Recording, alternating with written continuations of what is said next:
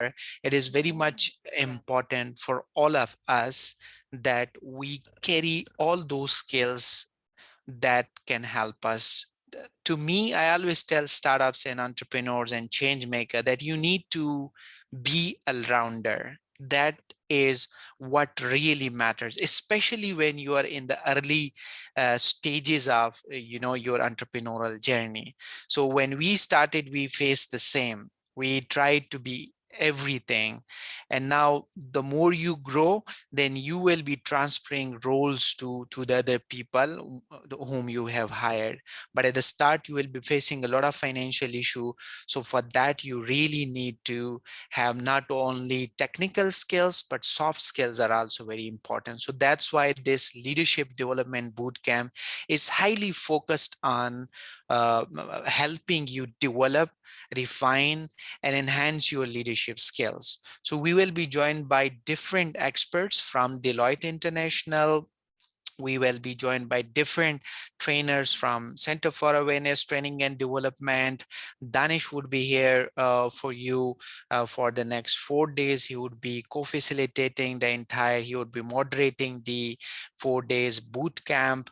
But again, as Michelle said, please ask a question. We love questions. We really love to hear from you. We're here, I would say we're here to hear you. We're here to help you. Why we are here to help you, resolution team? Because we want you to learn and grow. So our mission is to help you grow in all aspects, whether it is the startup, whether it's your personal or professional development. So with this, my other expectation from all of you would be to give us these 4 days exclusively.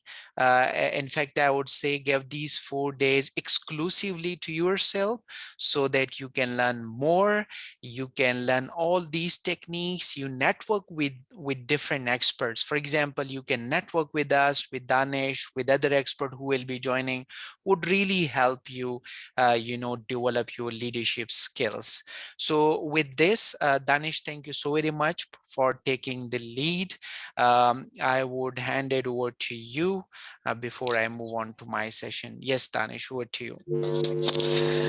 Yeah, thank you very much, Aziz. It was very well briefed. And first of all, I'm sure my voice is not creating any problem and Yeah, it's it's very clear now. visible. That's Yeah, it's good. clear now. Great.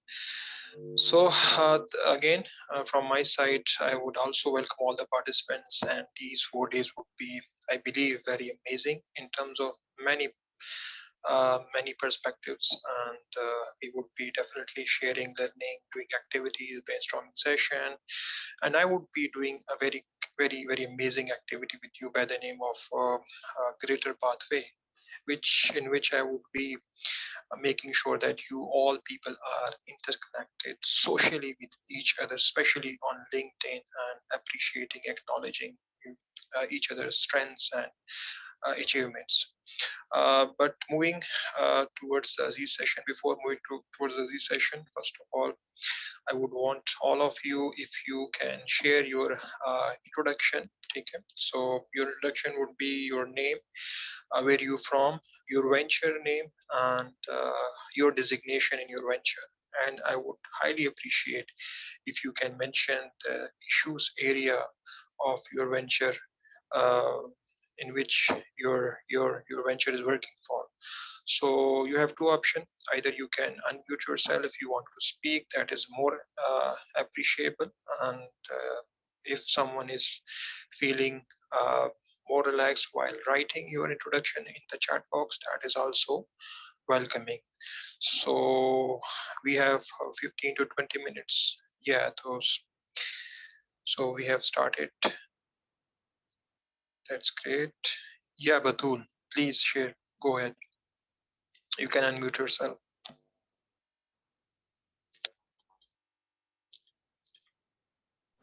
Oh, sorry. I'm sorry. Okay.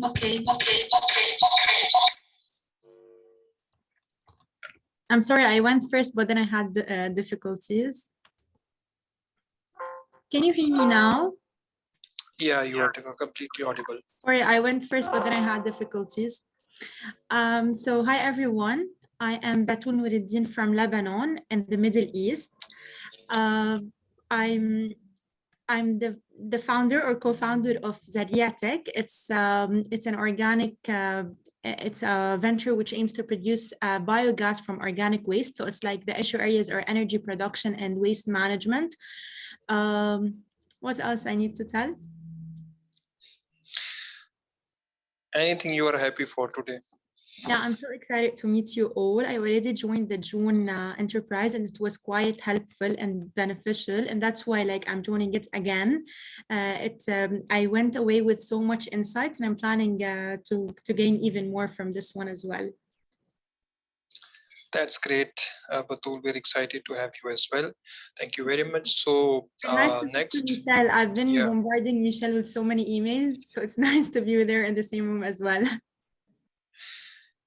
yeah, she's always been a great leader. Yeah. So yeah, next, floor is open. Anyone can come and share his or her introduction. Yeah, uh, Samula Amma, if I'm not pronouncing wrong, you can turn on your cam or unmute yourself and start. Okay, I'm Samuela Amagwashiafia. I'm from Ghana. My venture Okay, is, yeah, my venture is called Education, and we deal with menstrual hygiene. And I'm the founder of Education. So I'm here to learn how to be a better leader and move my venture to the next level. okay. And anything you are happy for today? Not really. I'm just here. Not yet happy. Okay, we'll try to make you happy. Yeah. Thank you, Samula. So Welcome. yeah, thank you. Yeah, next. Yes, hello colleagues. Hello fellows. How are you? This is Abi joining you from Addis Ababa, Ethiopia. I am a 2014 Resolution Fellow. So my venture's name was Addis Sustainable Life, which we used to work on sustainability awareness creation and distributing biodegradable paper products for private companies here in Addis. But also joined as a continued impact fellow after the conclusion of the venture. But I'm here, I'm excited to network with all of you. Yes, some of the concepts that are outlined throughout the 4 days. Their learning is continuous, and I look forward to update myself in different skills. And I mostly throughout this 4 days, I might be having other work commitments, but would be happy to join in and out as much as possible and try to learn as much and network with all of you. Thank you so much. Great, thank you very much. And anything you are happy for today? I'm just happy to be able to make time and reconnect with um, familiar faces and new Resolution Fellows as well. And really, I'm happy for that. That's Thanks. great. Good to have you. Good to have you. Thank you, Abe. So next, please feel free to come on the floor. Hi, everyone. Okay. Okay. Yeah, Susie. Yeah, Susie, please go ahead. Okay. So, hi, everyone. My name is Susie Mutoni. I'm calling in from Uganda, Kampala. I'm very excited to be here. I am the co-founder of the Girls Alive Uganda project. And our major role that we do is we distribute reusable sanitary towels while teaching girls about menstrual hygiene management. I'm excited to be here to learn from the organizing team, and I'm happy to meet each one of you. Thank you. Great, thank you, Susan. Yeah, Athornam, please go ahead. Okay. All right. Hello, everyone. Hello. Hello. Yes. Yeah. So I'm excited to be here as well. And my name is Etonam Chow. I'm calling in from Kumasi, Ghana, and I'm the founder and managing director of L&J Foods Company Limited, which is also under the name AgriCare in Resolution. We deal with preserving food in its natural form. So trying to reduce the amount of food that goes waste. So currently we have different forms of spice products, and we are expanding to other perishable food products. So I'm very happy to be here, and being a young founder, I hope to learn a lot from here in order to be able to apply it in my business. Thank you. Thank you very much. Thank you. Thank you for being here. Yeah, please. Next. Yeah, hello. Yeah, Lucy, please. Yeah, my name is Lucien Medico. I'm from Benin. My venture is Wonder, and at Wonder, our vision is our mission is to help Beninese people have quick access to medicine products like blood and drugs. We are doing it with a mobile application which connect our population to drugstores and blood banks. So I'm very excited to join you. And I was in the previous bootcamp and I found it very helpful. And Great. yeah, it once again an opportunity to connect to you guys, to learn from you. And yeah, thank you.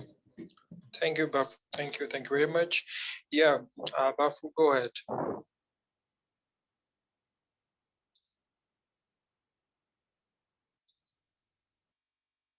Yeah, Bafu, you are next, please. Unmute yourself. Yeah, hello everyone. My name is Prince from Cocoa Potas, Cocoa for Life projects. Currently, I'm the CTO and also managing the day-to-day operations of the projects, whilst my CEO is outside in the US doing his PhD. So we joined this session to be able to deepen our leadership horizon, also to take some insight on how to build team and maintain our team's high level, because our team keep on increasing now. Thank you. Thank you. Welcome on board. Thank you very much. Yeah, please next. Yeah, Ali Goluba.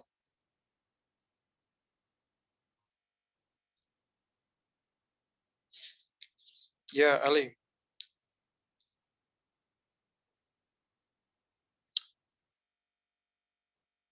Okay, can we go to Godness? Good morning, everyone. Good afternoon, wherever you are. Can you hear me? Yeah, you are audible. Please go ahead. Great. Okay.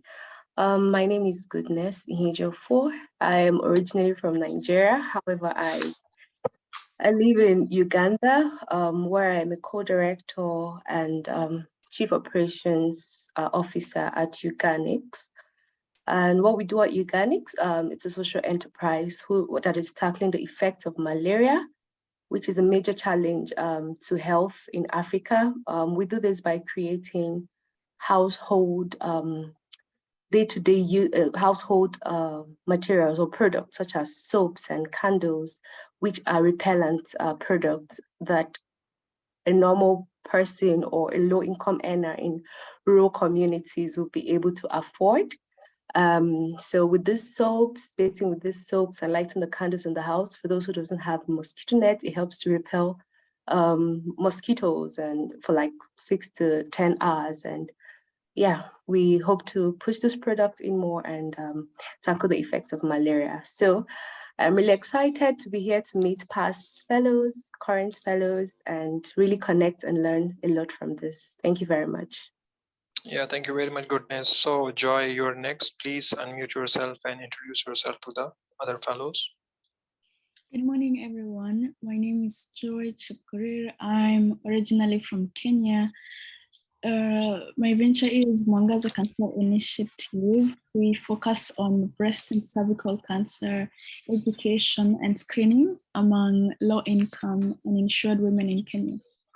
One thing I'm happy for today is good health, and I'm also happy to be here and excited to learn. Thank you. That's great. That's great. So, Gerard, please, you can unmute. Hi everybody, I'm Gerard. I'm from Rwanda, and I'm co-founder of VIAT, which is Rwandan Youth Initiative for Agricultural Transformation. We are non-profitable organization. We intend to transform communities with agricultural skills. We aim at implementing model farms that are all over the country in Rwanda, and we target entrepreneurs. We target entrepreneur skills. We target to give out or to equip farmers with entrepreneur skills, farming skills, and then we also tackle the issues of climate change, where they make the use of waste materials for use. Yeah, that is in short. Thank you very much. Yeah, that's so great. Thank you, Gerard. Rolando, you are next. Please unmute yourself.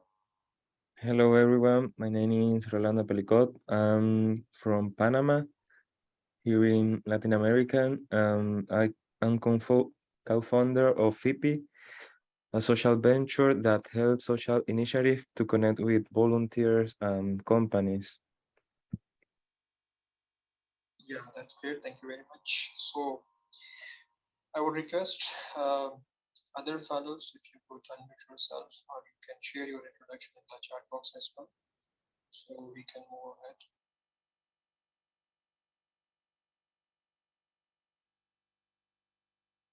Joy, we are done with your introduction. You can lower your hand.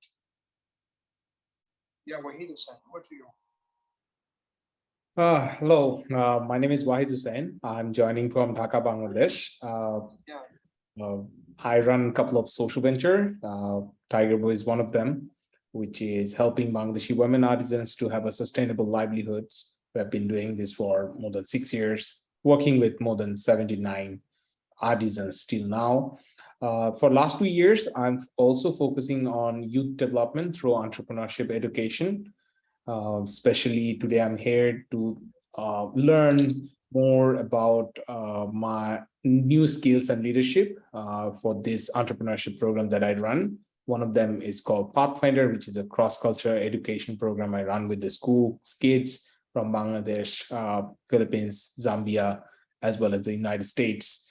So I felt this is a great opportunity to learn so that I can apply not only running my organization as a operational point of view, also I would maybe I will learn new skills which I can teach my kids, that means my students. And very happy to see Ajiz after a while. And nice to meet you, Mr. Danish. And thank you, Michelle, for creating such opportunity for all the reservation project fellow. Yeah, thank you very much for your inspiring introduction. So we have 3 introduction in the chat box. There's Gulubali from Uganda, and Rabbits for Tomorrow is a project she's working on, and Kango Christine and Achiever Poultry Uganda from Uganda, and Nalumansi Aisha. So she's a co-founder. She's from Uganda. Thank you very much for being here. So Gracie Aguti from Uganda. Currently, she's living in Lebanon, and she's the co-founder of Gravita, and she is involved in multiple activities. We would be definitely interesting to know her in the upcoming session. So one of fellow is from South Sudan, and her name is Mabitang, and he's looking after non-profit Peace Power Foundation, and some other activities. And thank you very much to, yeah, thank you for introduction. So any fellow who is left with introduction, so we can move ahead to the next session. Aziz, so I think we are almost done with the round of introduction. Before moving to our next session, I would like to emphasize on a thing that, mashallah, we all are from different background and we are running different ventures, and I'm sure that we have a lot of things to share with each other. I would really emphasize on three words during my moderation in these 4 days, and I would highlight that concept by triple A. And A stands for appearance, second A stands for acknowledgement, and third stands for appreciation. So what we were doing right now, we were trying to make our appearance inspirational. We just had a chit chat about our introduction. I know there are a lot of things you people would want to share about your introduction, your achievements, your venture, your strengths, and definitely we would be more excited to know more about yourself. And I would really want you people to ask questions, reflect on your experience. Uh, Aziz is our first trainer for today. He has a lot of experience, and I would highly appreciate everyone to take this opportunity in a better way to not only share your experience, your learning, but also to grab from the experience of uh, our subject matter experts. So without wasting any time, I would hand over the floor to Mr. Azrullah Pangash, who is our subject matter expert, and he would be delivering his first session in this leadership development bootcamp. Aziz, if you can hear me, you can unmute your mic and the stage is yours. Danish, thank you so very much. Before I start, I shared a link. Please come to this link. We will be using this. If you're online from mobile, so still you can access it. You will find it a little hard to make edits here, but I want all of you to join this link. Let me do the sharing settings. Yeah, I hope. Let me know if you are unable to join.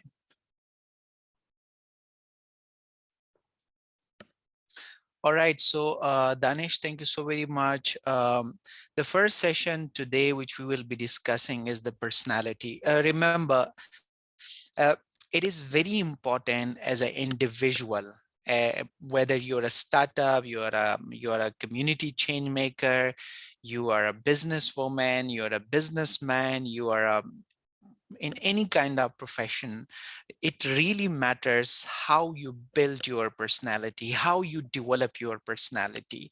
And there are some key concepts that are pretty easy to understand, but at the same time, this is one thing that matters a lot. For example, if Danesh and I, we work together. So when we go and we had a meeting with the executives, with the different partners, donors, so it matters a lot, the way you talk, the way you interact, the way you convince. So there are a lot of things that, that comes under the personality. So we will be exploring key aspects of the personality, some ways, some techniques, how we can improve our personality. And then we will have a personality assessment test. We mostly do it in our training sessions. So I'll be giving you an assessment test. It will take around 10 to 15 minutes. And then by the end of the session, you will come to know about your personality and about most aspects of your personality. So, but that would be after the session. But to start with, I really want all of you to come to this link, and I want you all to write what do you mean by personality? Before I share things with you, what is your perception when it comes to the personality? So when I say that, hey, you know, you had a great personality, or if you have received a feedback from people and they talks well about your personality, so what do you guess from it? What do you understand from it? What is your perspective to the you know, personality? Let me share my screen just to guide you how you can fill this. I hope you can see my screen. So let me share the link once again. Yep, here it is. So when you are on this link, so here on the left side, here is a sticky note. Just come here, click on the sticky note, write anything you want to say. So just save it. So you see, you will find it here.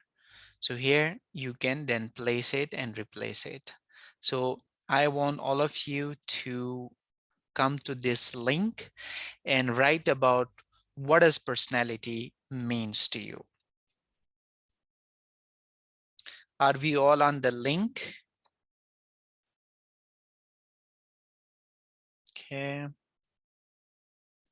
Okay, let me just check the settings. Okay, let me.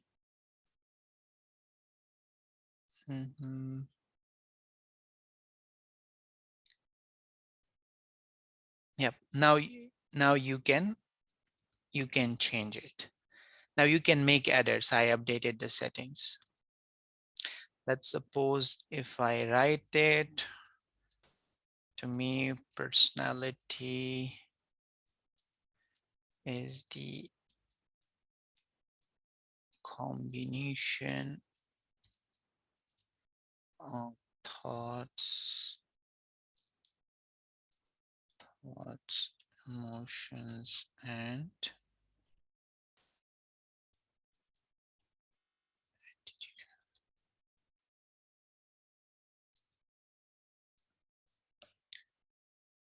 all right. So, yep,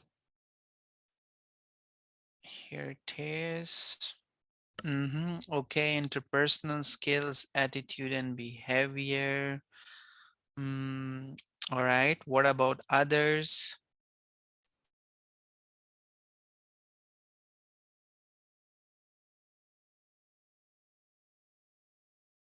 You can click on the sticky notes. See a page like, you know, here you can click on the sticky notes.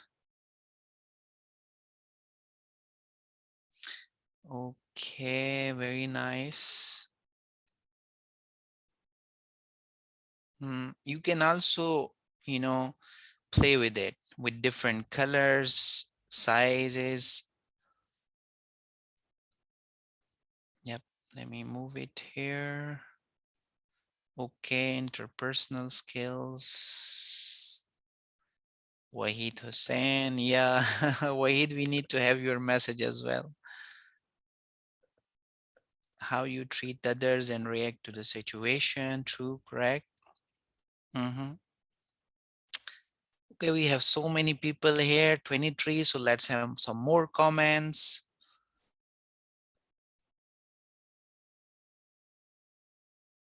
Personality is the innately developed perception about oneself and the mystery of the same, which triggers one's reaction to different circumstances and experience. True, rightly said.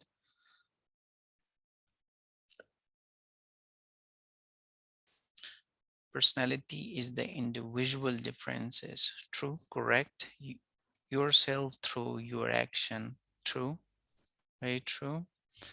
What about others? Those who cannot access can tell me.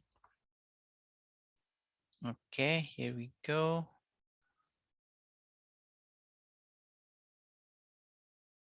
How we treat others is always a very important element of personality. Yeah, that's correct. So keep putting these comments here.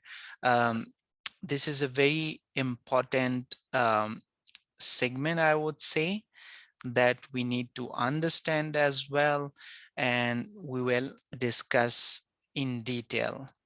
Um, to start with, I just want to give you a little more introduction. So Danesh and I, we co-founded Center for Awareness Training and Development back in 2012. It has been a decade almost. And I got the opportunity to work with the Resolution Project and its team back in 2018 and 2019, had a good interaction with Wahid. We met there in New York, and currently I think we have Aisha here with whom I will be working as a guide, as a mentor. So with all this interaction with the resolution community, this entire idea came up from my interaction with the fellows, and then of course Rachel, Michelle, George, and they all had interaction with you. So we came up with this program.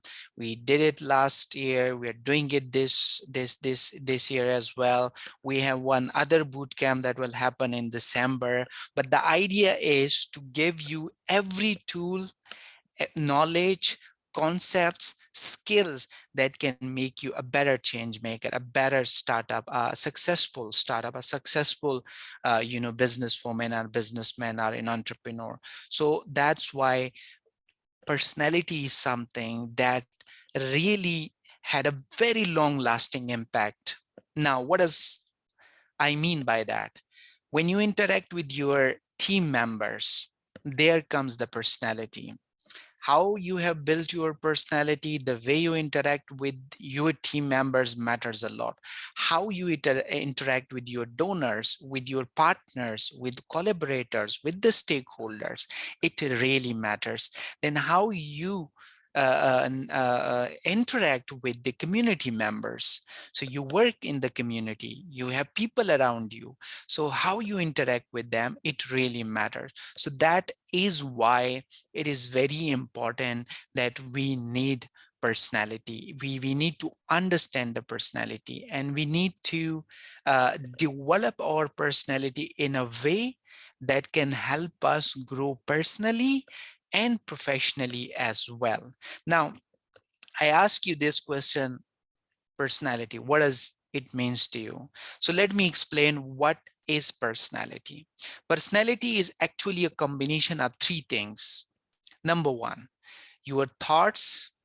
Number two, your emotions. Number three, your behavior or your attitude and your behavior. So these three things, they combine and then they make your personality. Now, my question to all of you before I explain it, and I would really like, to have some comments. You can mute yourself and you can comment. So you see these three words, I haven't explained it yet, but I told you these three things makes our personality. How do you think these three things makes our personality? What is your experience regarding these three words? Or what is your experience what I just said? Do you agree with that? Do you have any comment on that? So I would like 2-3 comments on this. You can just raise your hand and I will call your name.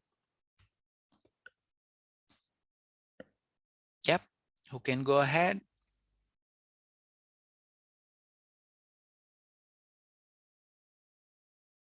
Yep, do we have? Yeah, Batul, go ahead. So I've seen this before in the CBT, cognitive Right. behavior therapy that I've done once, and these three, the importance of them is that they are interconnected.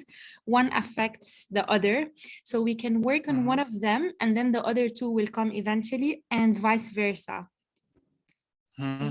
So do you think like we just need to work on one, or do we need also to work on the others two as well? Of course, like we have to work on all of the three, but at each point, one influences the other.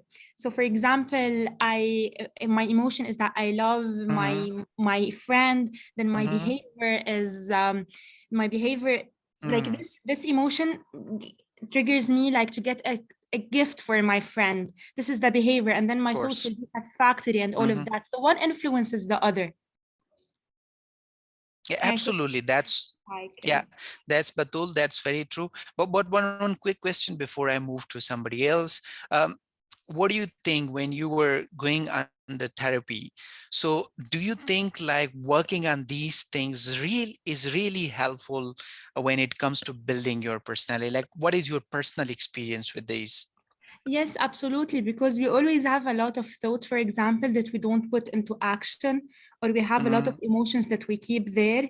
So just like acknowledging each one and then mm-hmm, taking it further and not keep it where mm-hmm, it is, or at least getting the right mm-hmm, tools to perform well, or mm-hmm, so mm-hmm, sometimes someone feels empathetic, but they don't know how to express it. So it's important, no, not only to feel so, but also to behave. mm-hmm. Yeah. Absolutely, that's correct. So that's very true. And yeah, before I share a few other things, who else? Joe, I think you had hand raised. If you want to comment, Joe. I think Batul said it all. All right. Anything on your side? Keeping your personal experience in mind. My personal experience. Okay, yeah, I found that when I'm especially when it comes to my emotions, they affect how I think and behave.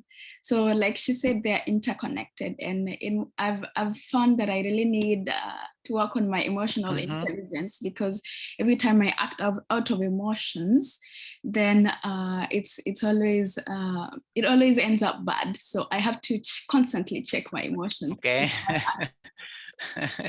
Yeah, that's absolutely correct. I'll come and explain each one of these, right? But anyone else, any final comments, any personal experience? Hello. Yeah. Yeah, mine, actually, I'm commenting about the previous speaker. The first speaker said Mm-hmm. influence should be part of this, but I think that the influence comes in when all those three factors are really covered.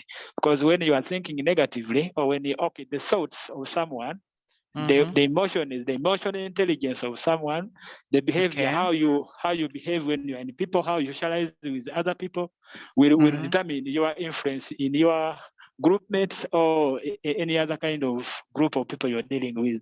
So I think influence is a minor factor when it's considered to this. I'm not disqualifying it, but I think these three factors I also agree with you, because from my personal experience, Mm-hmm. first of all, me personally, I'm short-tempered, and I'm Mm-hmm. known for that. So people keep on saying that Mm-hmm. his personality is a short-tempered man.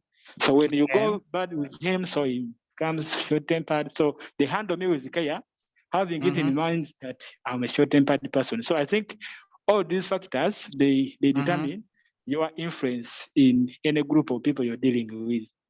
Okay, all right, that's true. That's very correct. And yes, there are multiple, perspective to it, but I'll explain one by one. And to be very precise, I would say uh, everything matters here. These three matters a lot. Number one, let's talk about thoughts, and I would really like all of you, we will give you access to these presentations, but what we say mostly, things that are important, you can note it down. So I would really like you all to make notes. Whatever I say or other speakers say, please make a note of it. That would be really helpful, that you can refresh your mind later on when you wanna refresh or relearn these terminologies. Number one, so these are the three building blocks of the personality. The first one is thoughts. Remember, every minute, every second, in our mind, we have dozens, hundreds, and thousands of thoughts. So when it comes to business, those who have studied business, so in business communication, we studied this as well, that there are two kind of thoughts. One is the unstructured thoughts, random thoughts, and that I would say is in hundreds, like every day, every hour, we have hundreds of different thoughts. The other one is structured thoughts, like everybody has some certain goals, some certain vision or targets that he or she wants to achieve. So anything that is relevant to it could be called structured. Anything that is not relevant or irrelevant to your goals, that could be random thought. So we have a lot of random thoughts, and then we have a lot of structured thoughts, right? Now, how we move from random thoughts to the structured thoughts? There is a process. Now, the process works in a way that when there are thoughts in your mind, different thoughts, analyze it, screen it, and structure it. Pick those thoughts which is relevant to your goal, which is relevant to your objective or to your vision. Pick those thoughts, write it down, and think over it further. And the thoughts that are there in your mind and which are not relevant to your goals or vision, ignore it, leave it, skip it, don't think of it. So this is the two-way that builds your personality, because if everything that comes to your mind and you become serious about it, especially regarding things that are not relevant, that that really puts you in a kind of troubling spot. You think of things that is not relevant, that makes you worried, that makes you tensed, that gives you pressure, and that pressure builds your negative emotions, and that negative emotion that goes around and builds negative behaviors. So that is why when we talk about personality, it is very important we structure our thoughts. We ignore things, our thoughts that are not relevant to our goals or vision or objectives, right? Or to our the things we are doing. So that is why it is important that we as a leader, we as a change maker, we as a startups, we really need to structure our thoughts, ignore a lot of thoughts that are not relevant, and work on those thoughts which are structured, which are relevant, and we need to focus on those thoughts. So that saves your mental energy, your emotions, and it also saves you a lot of time, and it makes you hopeful. If you are picking random thoughts, thinking on it, that makes you disappointed and hopeless. That's why a lot of people are worried about things, because they are picking thoughts that are not relevant, that are not making any sense. So we really need to pick thoughts which makes sense to us. Anything that we do, we think, or we want to do, we need to make our thoughts structure regarding that. I had Danish, your hand is raised. Yep, Danish, anything you want to share? Well, Aziz, you are going very, very great. So just wanted to add a thought from my side. As we have explained amazingly about these three concepts, and just to back up what just Batul has mentioned, that these are interconnected things. One question anyone might be thinking of, that why a leader should practice these three factors. So in my perspective, it's very important if we as a leader understand these mental processes, because we are working, at the end of the day we all have to work with humans. We are not working with machines. Humans have feelings, they feel, they have emotions, they have thoughts, they have behaviors. If a leader can practice or master his thoughts, emotions, and behavior, so that he can, after that, he or she can better able to manage people, better able to manage teams, better able to manage groups. because every team has different mindset just because of the kind of different people they are having, and every person has different thought processes. So it's very, very important Absolutely. to become, if you want to become a different effective manager, effective leader, effective co-founder, effective CEO, and so on and so forth. So if you are managing effectively your own self, only then you would be better able to manage people in your team. So this is just Absolutely. a thing I wanted to add. Thank you, please. No, absolutely. This is very important. And thoughts, everything starts from, the thoughts. So you think of a lot of things starting from the very early morning when you get up, and it goes on when you are about to sleep. So that's why the first thing we need to take care as a leader is thoughts. So let's make our thoughts from journal to a structure. So you will be having many thoughts, screen it, analyze it, pick those thoughts that are relevant to your goal, to your objective, and then further think deeper on it, and then play with it so that you become a better leader, and you had a very like you have a control on your thoughts. In other words, if you want to build a great personality, you really need to have control on your thoughts. If anything that is not relevant that is coming in the mind, just throw it out. Anything that is great, that is relevant, pick it, work on it. That builds a very refined personality of yours.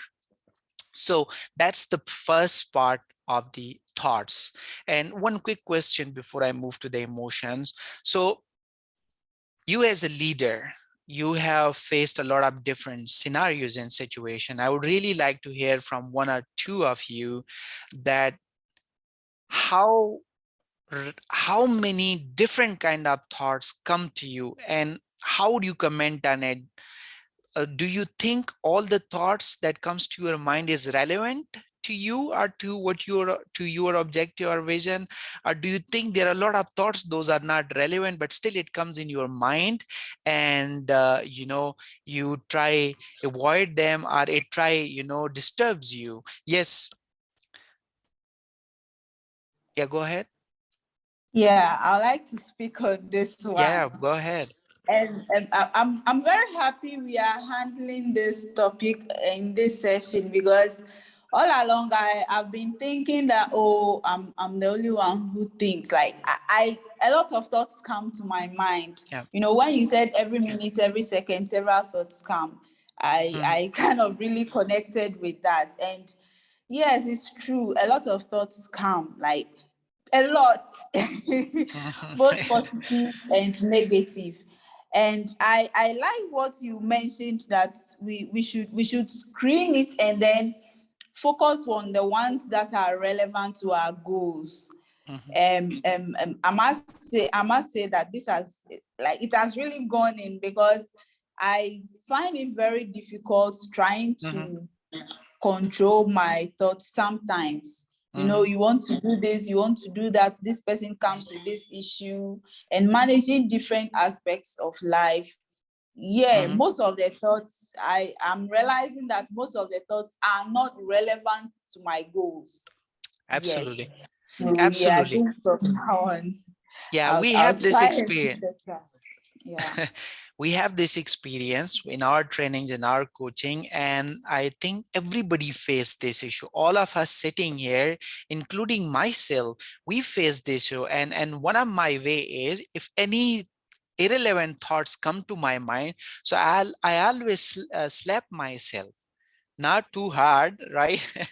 But I just slap myself.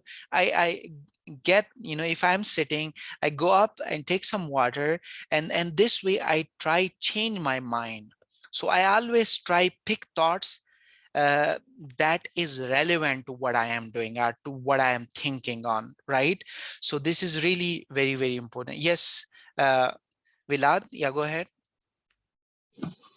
Um, I appreciate also this session, because then it's opening our eyes towards what oftentimes we go through in the process of trying to manage and also be effective leaders. But one thing that really stands out for me is that oftentimes the human mind, we have a propensity of ruminating on what are the possible threats towards what you're trying to achieve. For instance, you're leading a group of people and then you're calling for a meeting and perhaps a good number fails to turn up.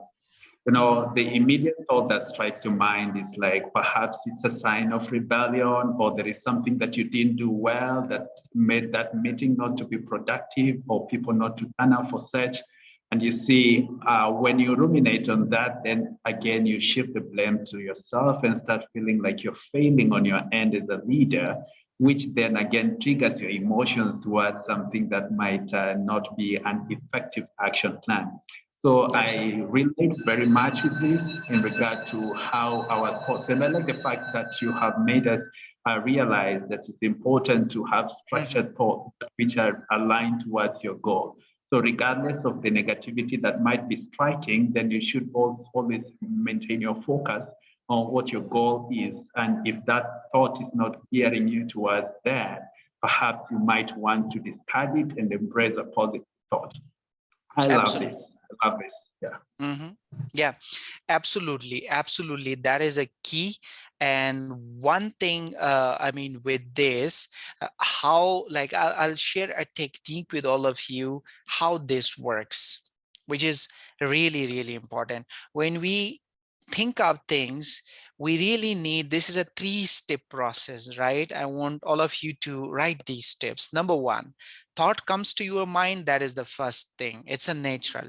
Second step is analyze it, screen it, filter your thoughts. So filter your thoughts into irrelevant and relevant thoughts. So anything that is irrelevant, skip it. Anything that is relevant, go and work deeper on it. Decide on things, what to pick and what not to pick. So these are the 3 steps that can really help you make your thoughts structured, and this can really build your personality in a positive way. And one thing, what you just mentioned is, I personally believe that we need to see, as a leader, we need to see things in a different perspective. For example, you know, because growth is something that happens over the period of time. So even if few people comes and join the training, so you need to appreciate yourself that, hey, at this stage, at this time, see, few of the volunteer has joined. So that is a positively, you're pushing yourself. At the same time, you're telling yourself that, hey, those who have not joined, I need to reach out them. I need to see what was the issue, what was the challenge. So you reach out them, you understand the process, you understand the challenges, and next time you try it, perform better. You try bring more people by, you know, responding to those challenges. So this is a more positive approach, rather than you underestimate yourself or you think negative of yourself. So this is why thoughts matters a lot in a personality. Now, let's talk about emotions. Emotions are key to your personality. Our emotion changes from people to people. It depends on the relationship we have with the people. With my friend, it's different. With my bestie, it's different. With my, for example, brother, with my sister, with my dad, it's different. So my emotion towards dad is different than towards mom. So there is a difference. My emotion toward my sister is different than towards my brother. My emotion toward my manager is different toward people, other team members. So this is why it is very important that we understand emotions, and we have emotional intelligence and multiple intelligence sessions today.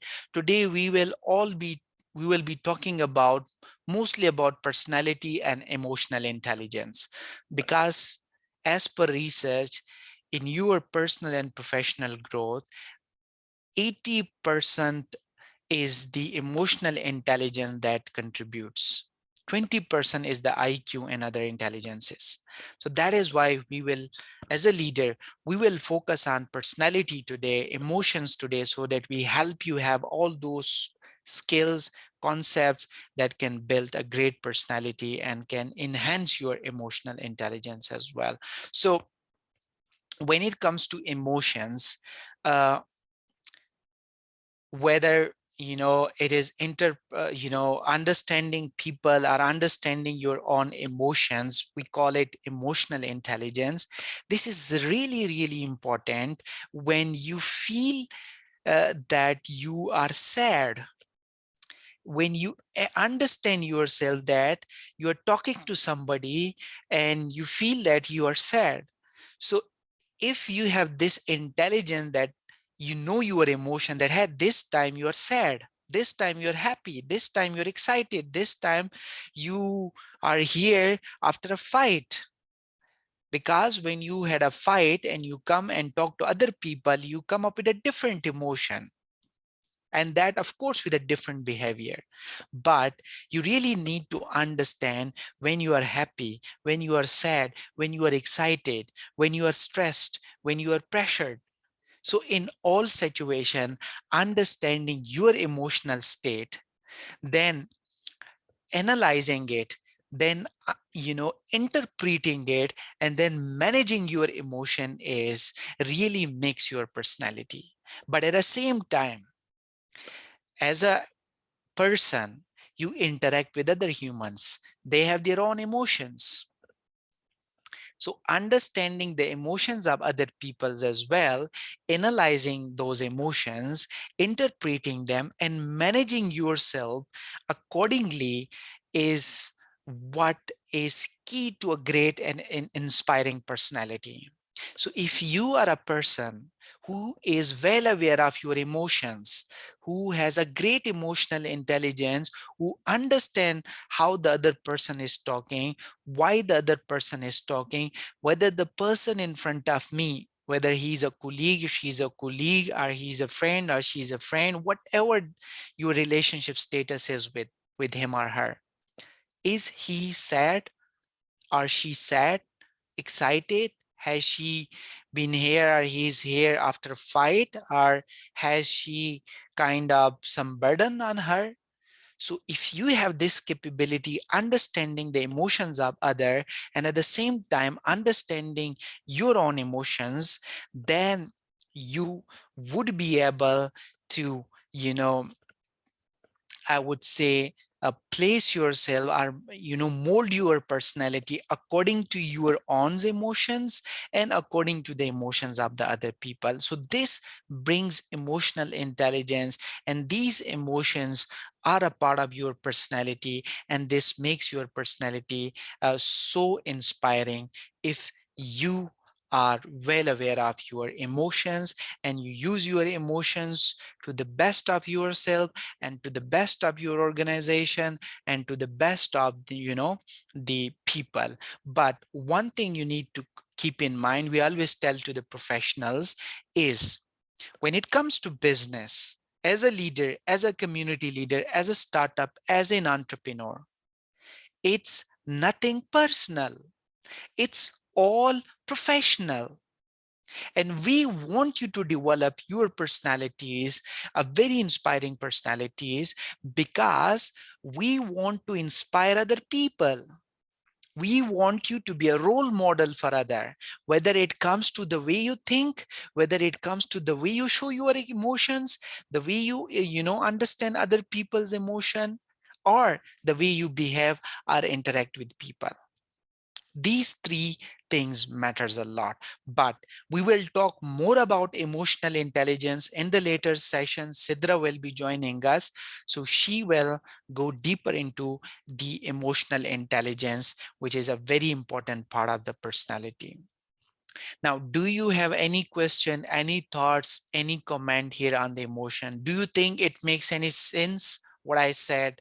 Do you agree with it? Do you have any personal experience, personal thought to share with me or with us? Just one or two comments. Yeah, anyone can take a lead. Actually, I have a question. Yeah, go ahead.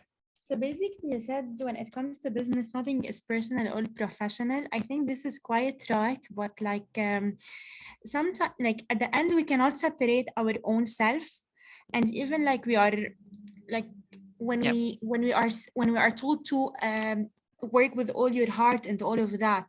So how to, and we have to be passionate, like to work, especially when we're working for someone else. I know this is away from being a leader or an entrepreneur. So like my question is how to draw the limit line between your own feelings and personalities and all of that, and even when they are positive, and the professional space, these two Yeah. things. So, I mean, you asked me a question that really needs a very long conversation, right? It's very important to understand where is the line between personal and professional thing. But I completely agree. We cannot separate things we do from our emotions or from ourselves. But what really important is the understanding of your professional and your personal life. So anything that comes under business, under your duties, roles, responsibilities, that is something you need to keep it there. Anything that is relevant to your own self, to your family, that is more personal, right? So that's why successful leaders, although it's pretty hard to keep a balance between personal and professional life, but you really need to draw the line. And how you can draw it, number one is understand both aspects, the personal life and the professional life. So understand the timings, what time is for the professional career and what time is for my family. So then try stick to those timings, give time, your personal time to your family, and then professional time to your professional career. And at the same time, don't do anything personal during the office hours or professional time, and don't do anything regarding work when it comes to personal time. So this is how, I know there are a lot of other things that we can talk about it, but to be very specific, these are some of the things you can do in order to draw a line between your personal and then your professional life. The more you are strong, the more you know you have a strong thought process, understanding what is professional, what is personal, and then you make strategy accordingly, not to mix personal and professional, the better you will become in handling. At the start it would be hard for you, but the more you practice on it, the more you will be keeping these separate. Yeah. Gerard, go ahead. Well, thank you very much. If I say Azizullah, is it right? Yeah, you can call me Aziz, which is pretty easy to pronounce. Okay, Aziz, Yeah. yeah. Thank you very much, Aziz. Yeah, and thank you for highlighting that we have two like dimensions to look at when you are talking about emotions, which is more into understanding personal emotions and then understanding second party emotion or the other person's emotions. However, I still have like a challenge on my personal experience. I may understand my emotions, but I don't know how to deal with the person who is having like who is sad, who is having those. And as you know, a leader who is dealing with many people and you have a team, you need to find out how you can handle such a situation. If someone has lost a friend and he comes or she comes crying and you don't know what to do, I think you may need later on to tackle or to touch that part so that you can have some insights on how to handle such scenarios where someone is sad and you don't know how to handle it. You just want to keep quiet until that person has overcome the bad side of it. Yeah, thank you very much. That is my no, explanation. that's really a very important question, and this is where emotional intelligence come. So we will have session later on, but just to tell you my personal experience, it takes little time to build that emotional intelligence. And then we have social intelligence, we have interpersonal intelligence. We will be talking about it. We call it a multiple intelligence. This takes time, but again, it starts from the thoughts, right? So when you're sitting with somebody is talking, so the first thing that comes in is when you hear somebody, there are thoughts coming to your mind, right?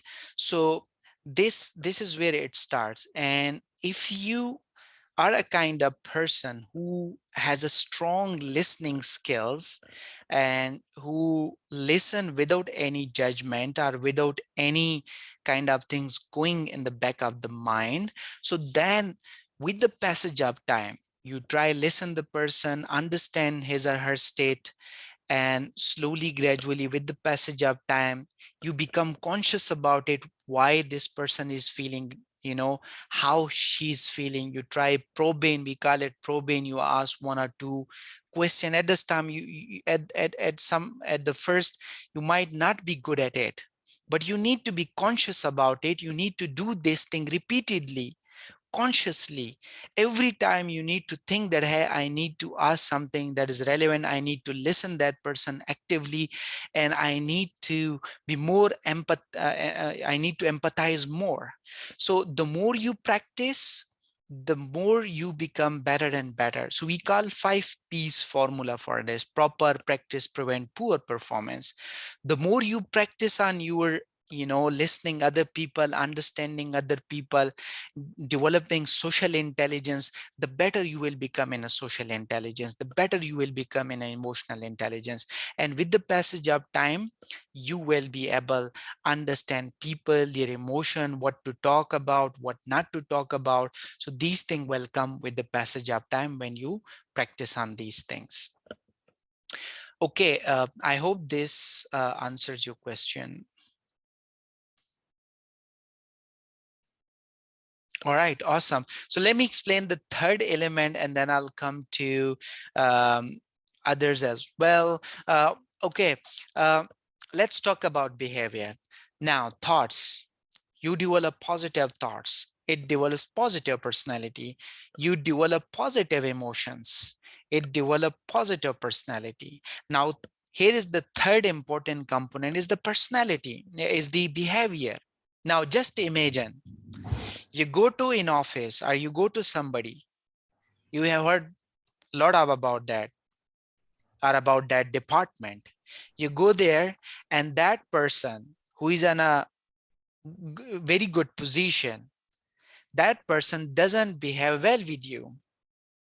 Although he's in a high position, he's in an influential position, and that person doesn't behave well with you, doesn't talk good with you, doesn't interact well, or his attitude, her attitude towards you is not good.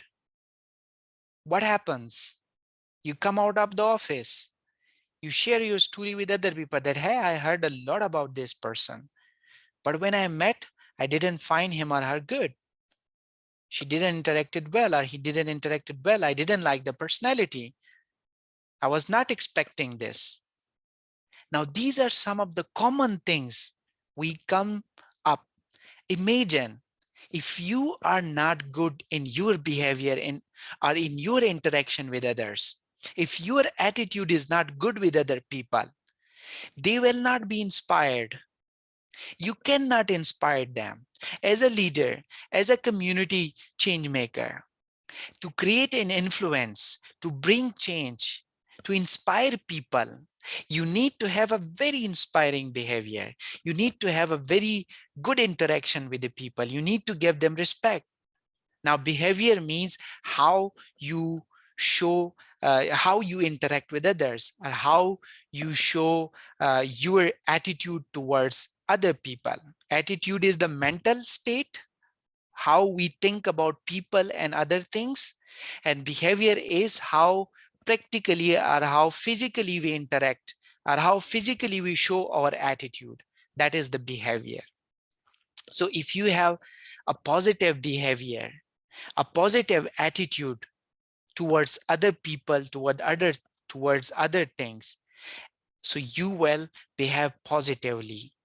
And this positive attitude, positive behavior will impact other people positively. They will get inspired, and this will define your personality positively. This will refine your personality positively. This will build your personality positively, and people will be saying that, hey, see, this person is really inspiring. He's so good. When you go and meet him or her, he behaves so very well, interacts so very well, give you time, give you the attention, listen well, try help you. So this really builds your personality. So these are the three very, very important components of the personality: your thoughts, your emotions, your behavior. These three things are will build your personality. So if you have positive thoughts, you have developed positive emotions, if you have developed positive behavior, then these three will get combined, and this will make your personality positive. Yes, we have, yeah, I pronounce, how can I pronounce your name? I'm sorry for that.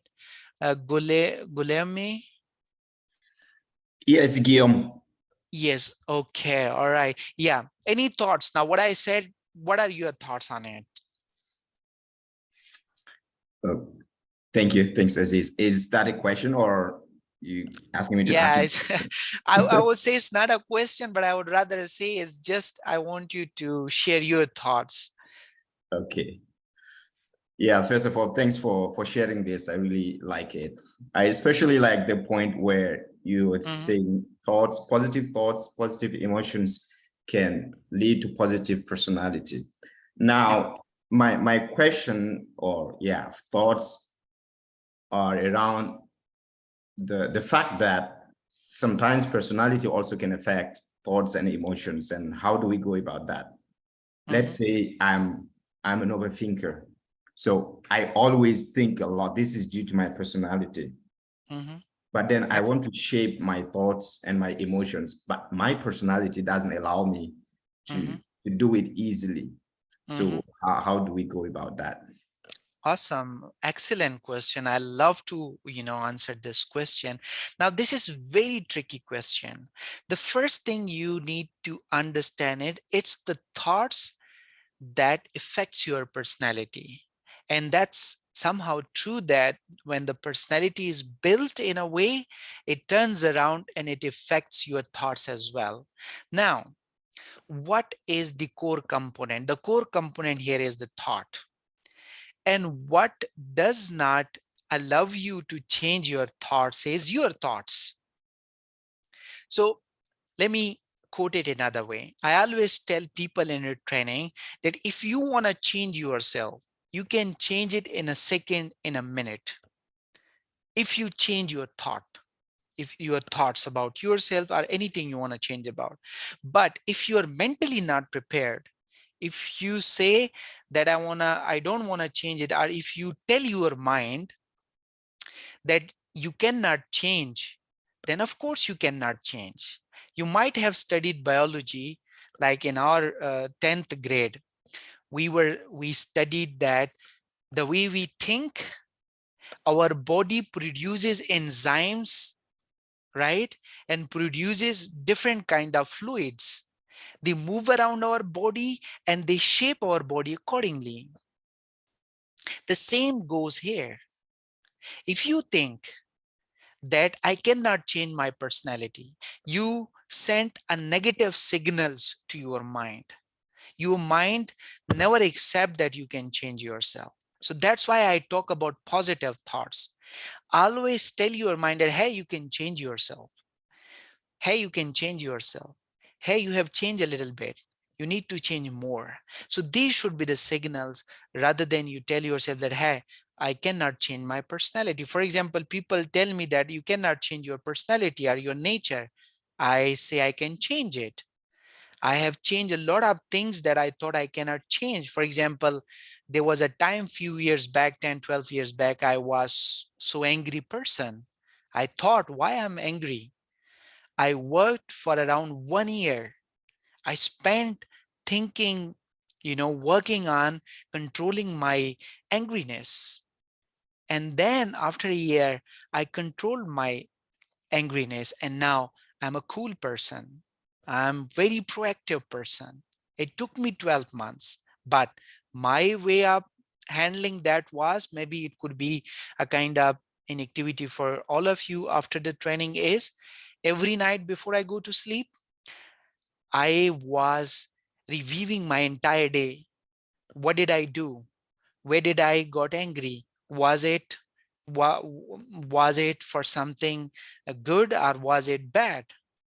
Then analyzing the entire day, then early morning when I get up, I made a promise with myself that, hey, today I will not get angry. Today I'll not fight. Today I'll not use harsh words. So with the passage of time, it took me, every month I got better and better, better and better. After 12 months, I had a complete control on my, thoughts, emotion, and angriness. So the same you can do it. Keep practicing. Be conscious about your change, and never, please, everyone, never ever send a negative signals to your thoughts or to your mind. Always send a positive thoughts, a positive signal to your mind. Then you would be able to do wonders. Okay, I have few comments, so let me see. Okay, happy to hear that. Thank you very much. I wish we had more time, but there are 5 other aspects, in fact 6 other aspects of the personality. I'll quickly explain it, then we'll go to the personality assessment test so that you have that as well and you understand your personality. Along with these 3 things, there are other aspects of the personality we call Holland's personality job theory. Since we're more kind of professional leaders, so I wanted to share this with you as well.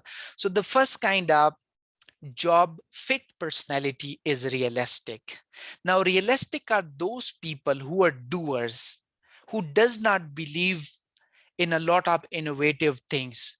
They see is what you believe in, right? So they are the people who believe in data, statistics, and figures. They are the people who are the doers, right? So they are realistic people. So we have a lot of people whose personality is like, this is why I'm sharing this with you, because you are working with teams and other people. So if you are, for example, one kind of a personality, then the other person might be another kind of personality. So you can enhance your personality by interacting with that person as per his or her personality type. So this is why it is important to understand all these types. So number 1 is realistic. People who believe in, reality, who are doers, who are taking action based upon what is possible or what can be done. So these are realistic people. Then the other types we have is investigative. Now, investigative are thinker. Now just imagine and think, you might have friends around you who thinks all the time, who had amazing ideas, who have great things to share with you. They might be weak in the other parts, but there are people who investigate, who think, who have creative ideas. So these are the other types of personality, people's personality, you will find at job. Then the third one is artistic. Now, artistic are creators. They are more creative and innovative people. They create things. They might be bad at implementation and other things, but they create things. They create new things. They're innovative. They are creative. They are, they come up with a lot of inventions or innovations. So they are the artistic people. Now think of people in your team or in your circle who are artistic, who are creators. The fourth type is social. Social are helper. You, us, we might be social, who help other people. Any person who needs help, we're there for them. So these are the people, the people around you who are social, who want to help other people. And you have a lot of people around you who help other people. Then we have enterprising. Enterprising are those people who are persuaders, means they are the great negotiator. They can persuade people to accept the ideas or the concepts or the business deals. So you might have people around you who are great in, persuaders, who are great at in negotiation, who are great in initiating things. Understand those people or understand their personality part as well. Then the last one is conventional. So conventional are people who, I would say, they're organizers who follow SOPs and processes. The way you guide them, they will do exactly the same. They follow the book. They lead by book. So you might have people in your team, or you might have people, whom you have worked with. They just follow the instruction and the guidelines. They just follow those conventional ways. They are not that much creative, or they're not that much independent. They depends on you. They follow the hierarchy. So these are some of the job fit personality that you might have one or two or three types of it, and you might have people around you who may fall in any of these personality categories. So quick question, does it make any sense? Do you have people around you who are artistic, social, and enterprising with whom you had interaction? Any quick comment?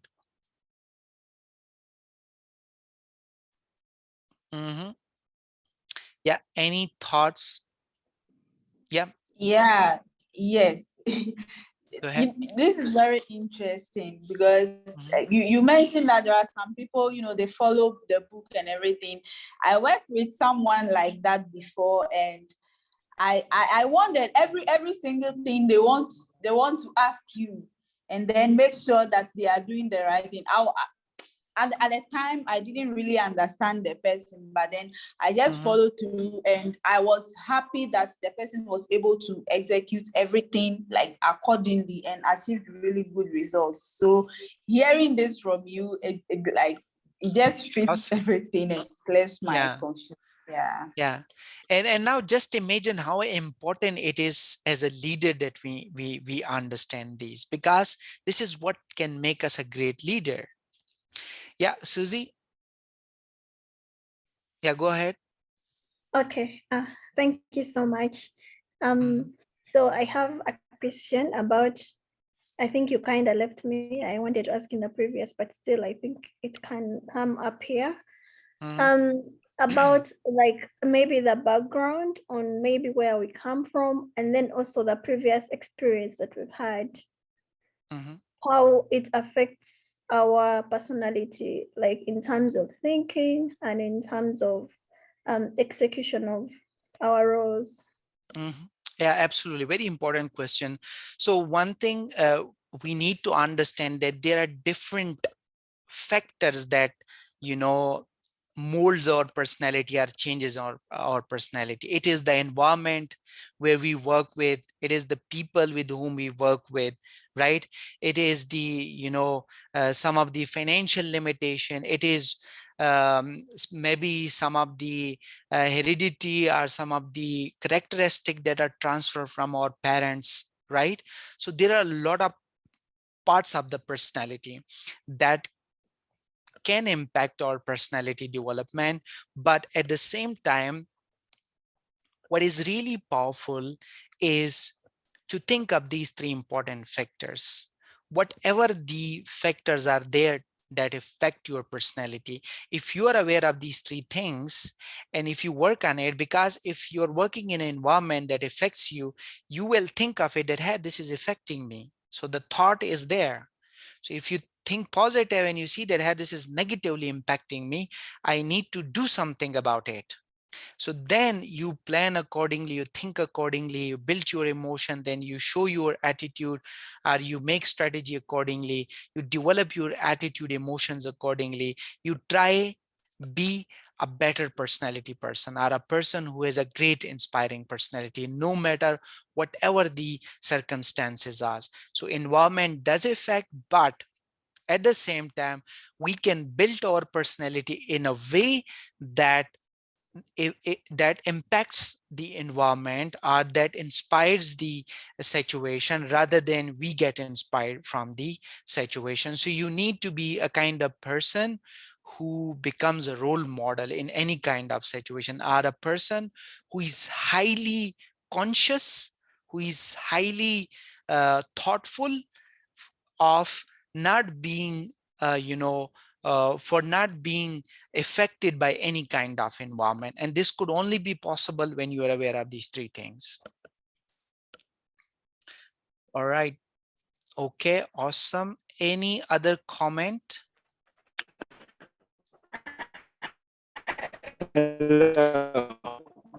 Yeah, I can't hear you clearly. Are you getting me? Yeah, you can speak now. Yeah, thank you so much, Mr. Aziz, for the contributions and for everything that you have really commented on. I'm very impressed with this session. But then at the workplace, sometimes, as you've said, you have to be role models and some of our colleagues that you may be working with, but they are colleagues who have, should I call it negative attitude, if I may say. So they have negative attitude in such a way that if these colleagues have tried maybe to be inspired, is try to act in the direction that they should copy, such that they can actually have that personality that will impress everyone, maybe at your workplace, as an organization or as a company. But these people, due to that negative attitude that is, can I say, that is inbuilt in them, they tend to quote you, to misquote you. You try to say something here, they misquote you, they take it in, they take it back. When you try to behave formal, they take it as if you're becoming proud of yourself, and maybe you're taking them to be at the lower level. It's not the case. So in such an instance, for people who have negative attitude and they are not willing to change, don't just forego them, or if we can change them, how best can we change these people such that they can really fit the personality that will portray a good picture of your company? Or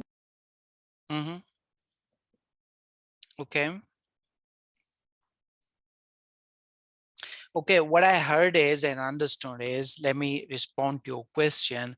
So first thing is, for startup, for you as a leader who are running your own ventures and enterprises, the first thing you need to see is the personality in your team members.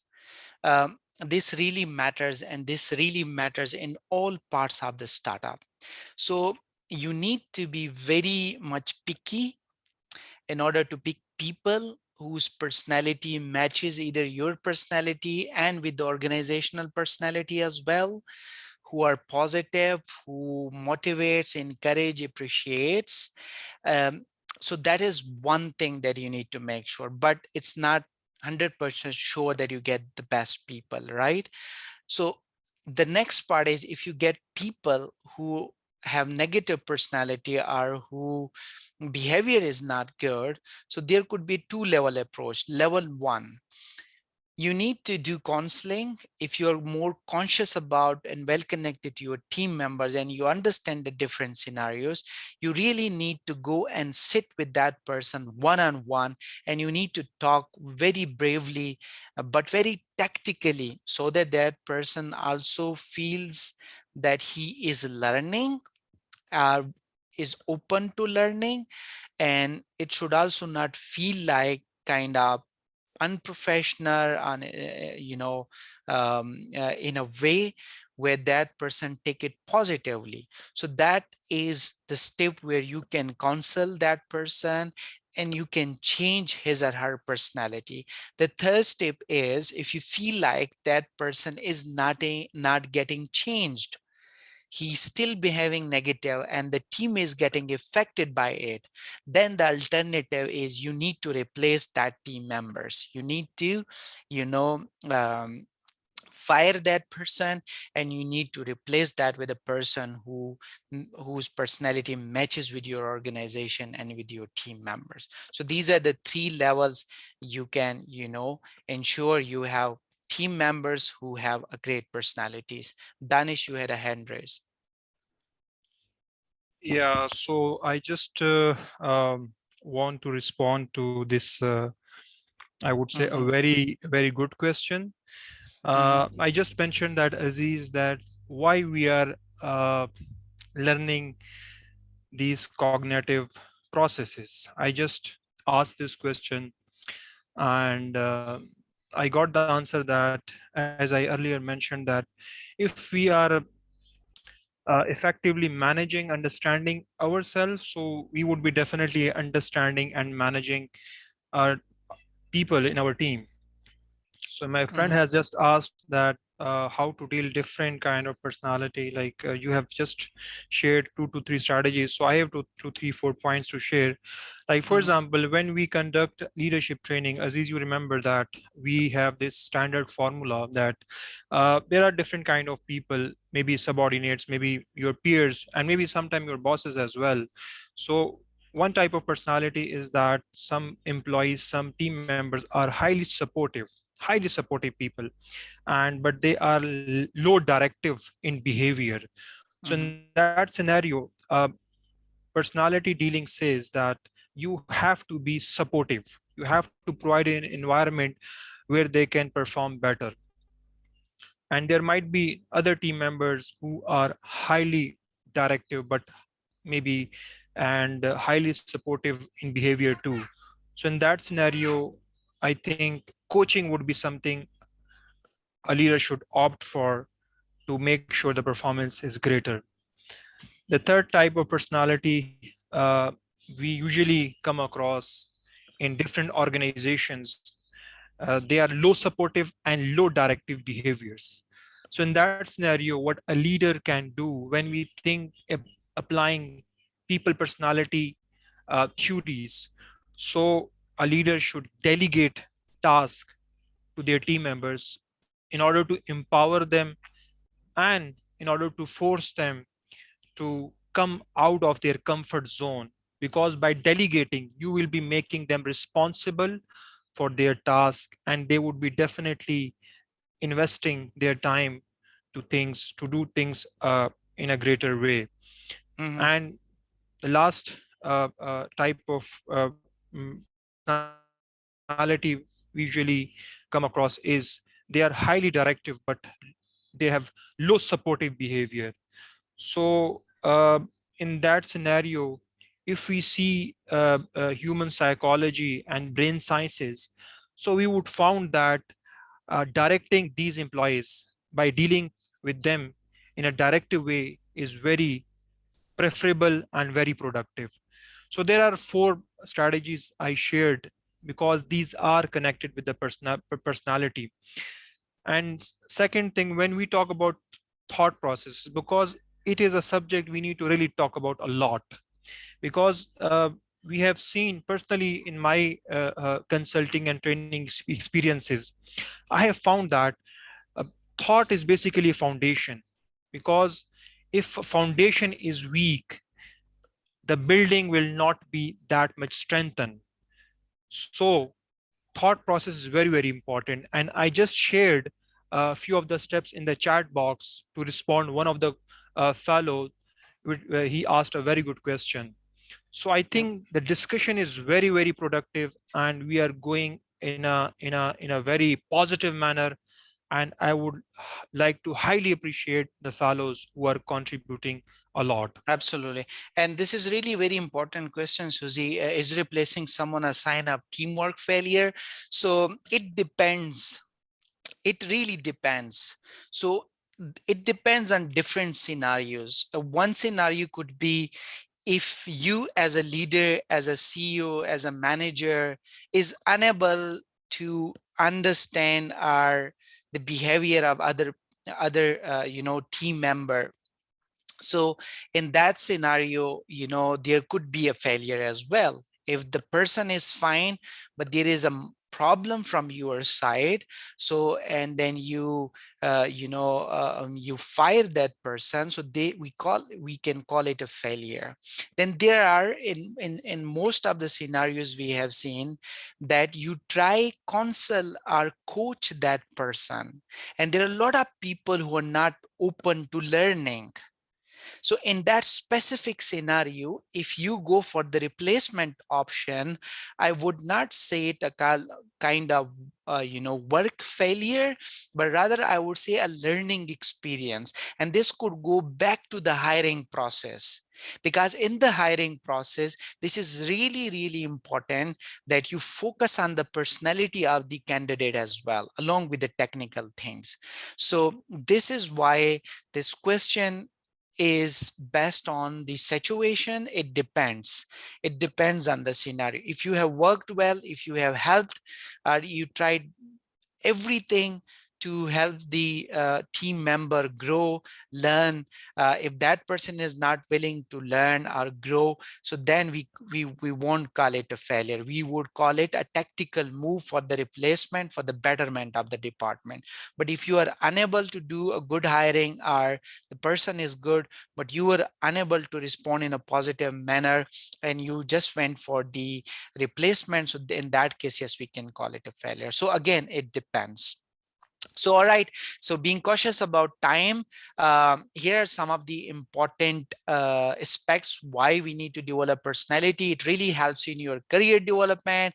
It really makes you a great and a very inspiring leader, and at the same time, it really helps you build a very positive attitude. And remember, attitude is a part of the personality.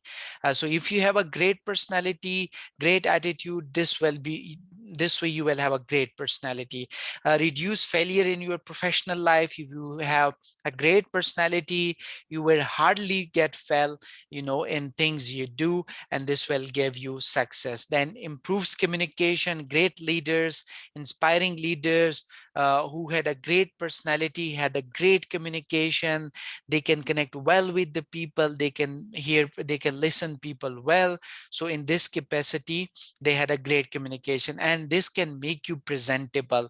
So as I said, if you have a great personality, you will be more presentable, you will be more inspiring, and people would love connecting with you. People would love giving you, people would love collaborating with you, people would love, partnering with you. So this way, you would be a kind of person who will be very, very, inspiring for other people as well. Lastly, I would like to mention few skills which we will be discussing throughout this session, but these are important that I mention it here. What are some of the skills important for developing personality? Number one, communication skills. Whether it is intrapersonal, means with your own self, or interpersonal intelligence, interpersonal communication, this really helps you build your personality. Then problem solving techniques. You need to have problem solving skills as well, whether you face problem personally or professionally. That is very important. And then self-confidence. You need to have self-confidence, self-belief, self-esteem, that how you can change yourself, how that you can change others, how that you can change the situations. You need to have self-esteem and self-confidence as well. Listening skills is very important. You need to have a very, active listening skills, because if you listen well, you will understand well. So everything starts from a great listening. Then interpersonal skills, interacting with others, adaptability. You need to adapt yourself according to the situation, according to the people, according to the scenarios. So this way, this will help you build a good and a refined personality. Your body language matters a lot. The way you talk, the way you show your facial expression, the way you move your body while interacting with other people. So you need to be conscious about that as well.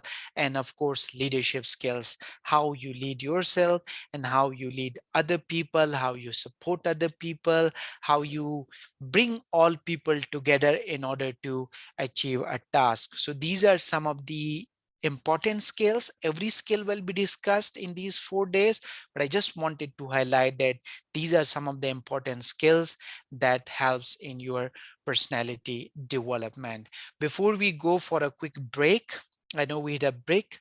After this, I want to share this personality quiz with all of you. It is in the, so here it is. So please save this with you.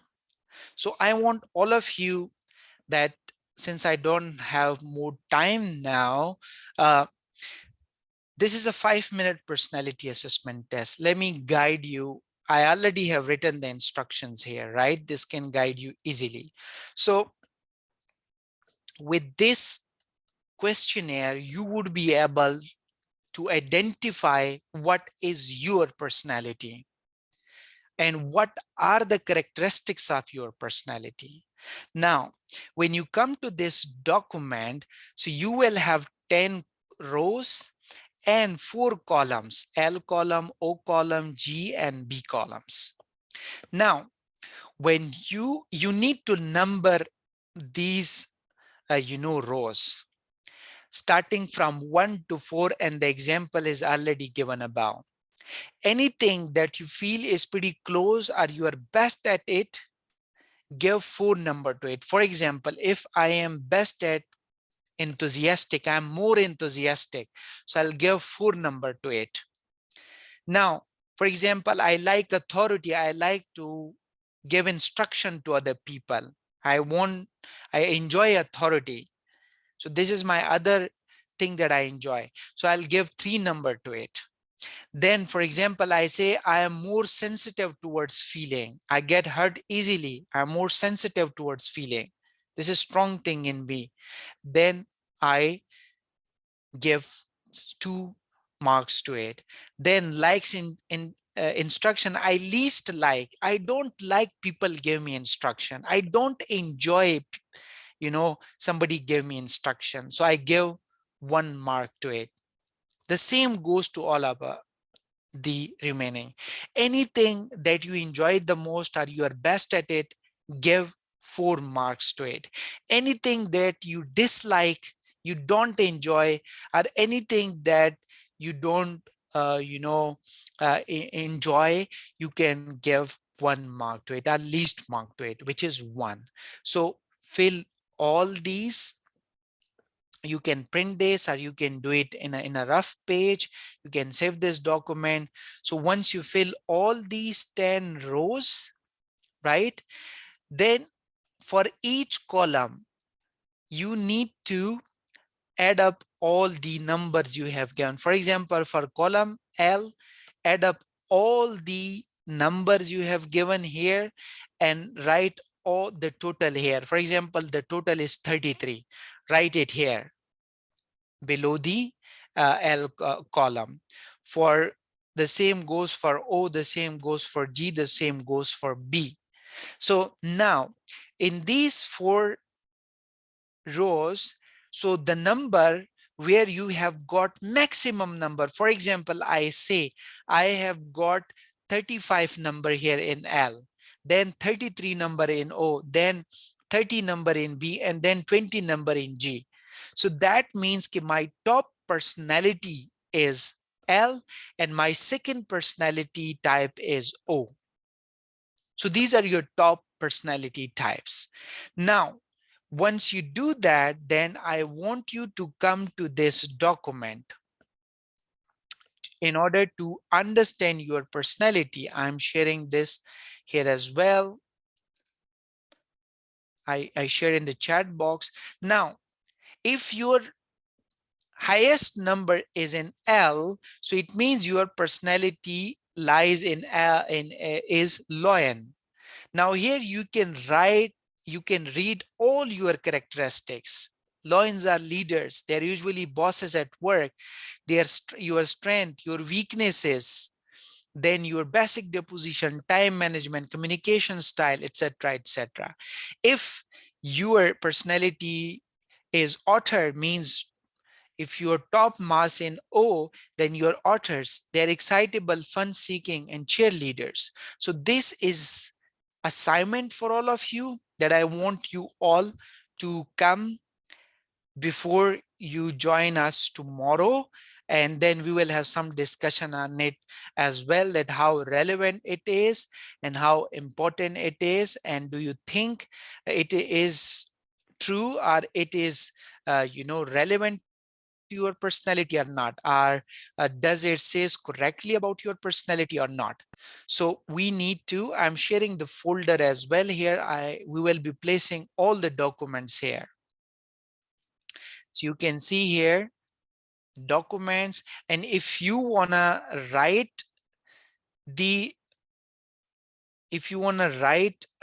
answers in front of it, write the sum of the numbers here. For example, if you have 34 numbers for A, write it here. If you have 22 numbers here, 33 numbers for G, and then 27 numbers for B. So write it here. So you can write your numbers in this section as well. But I want all of you to complete this 5-minute assessment and then read about what this assessment means and what is your personality types. So that brings to the end of my session. If you have any question about this document, please ask me.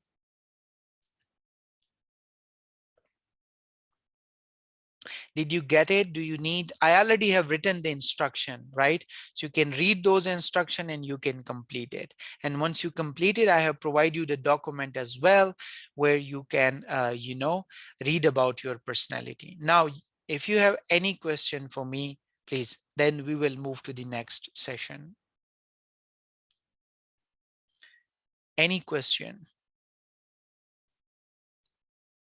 All clear? Any thoughts about this session? Ali, Ali, we can't hear you clearly.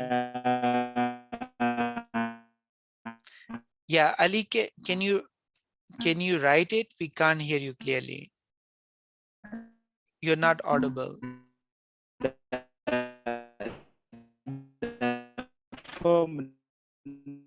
Okay, let me change the settings, right?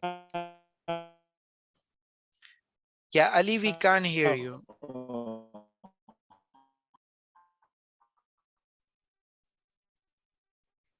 Yeah, now you can have access to the sheet as well, okay? But do it tomorrow, not today. Okay, so thank you so very much. Just to conclude my session, I know I am over time. Remember, personality is very, very important part of your leadership, right? If you want to become a very, very inspiring leader, you really need to work on these 3 aspects of your personality. You need to develop positive thoughts, you need to develop positive emotions, you need to develop positive attitude and positive behavior. These 3 things will get combined and will build your positive personality, and this positive personality will make your person a leader who is very inspiring, who is very influential, and people would love to connect with you and would love to partner with you. So thank you so very much for hearing me out and for participation. I will hand it over to Danish. Danish, we can take a few minutes break before we, move to the next session. Yeah, Danish, what to you?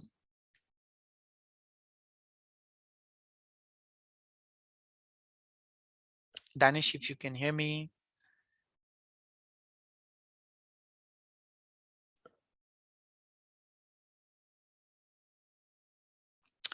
All right, Danish, you're mute if you're speaking. So for all those who is unable to access the document, I have updated the access so you can go through it. I'm sharing the folder link once again, but make sure you bookmark it and it's saved with you, because everything we share with you, we teach you, we we have developed, we'll be sharing here. So here I am sharing again. Please uh, uh, save it or bookmark it. Now, any question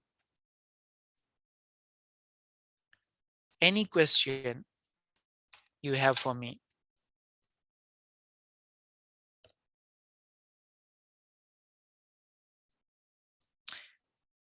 Okay, if you have no question, I would really like to hear, how did you feel about what I shared?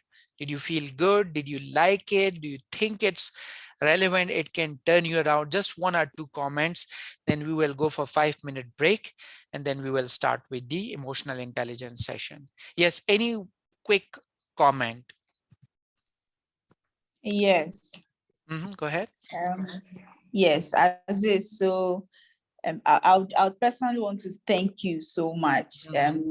You see, this topic is usually overlooked, especially in the professional environment where everything is more about what you know, the technical skills, programming, whatever. Meanwhile, these skills, you know, developing your personality is very important to help in your professional life as well, as you explained to us. So yes, the information I personally received has been good, and I think I'm going to employ it in my dealings subsequently. Thank you very much. Awesome. Really happy to hear that. Any final comment? Yeah, goodness, go ahead. Okay, it has been a really insightful session, and I really want to thank you for that. My major takeaway here was the Holland's personality job fit theory, where you mentioned the types of personalities in every job. And if we as leaders could understand that each person has their own characteristics, be it being artistic or social, because one person will not have everything. We have to understand that each person have a different trait to present, and you just have to find the piece in the puzzle and fix it to be able to carry out the general tasks you want. So that really hit me, and I really I love the fact that it was mentioned here. Thank you very much. Of course, of course. So thank you so very much, Danish. Over to you. We can take a quick 5-minute break as a refresher, and then we will be joined by Sidra. Okay, thank you very much, Aziz, for your insightful session as always. And after seeing the responses from the all the fellows, I feel that all the 4 days would be very productive, and we would be having a lot of amazing discussions. And I love the energy, and I love the questions, and how every participant is coming with different kind of thoughts, and sharing their stories and asking different questions. So personally, in between, I was unable to hold myself back. So I already jumped in between the sessions to share my insights as well. So thank you very much, Aziz. So for right now, we will have to take 5-minute mental break, and you people can take your tea.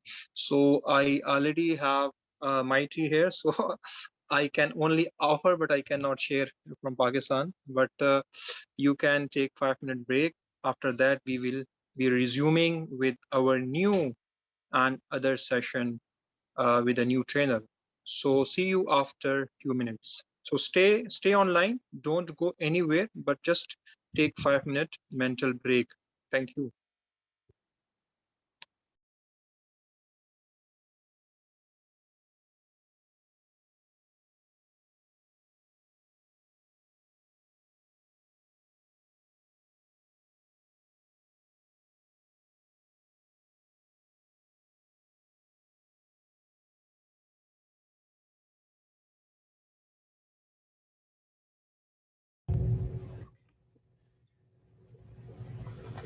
Assalamu alaikum.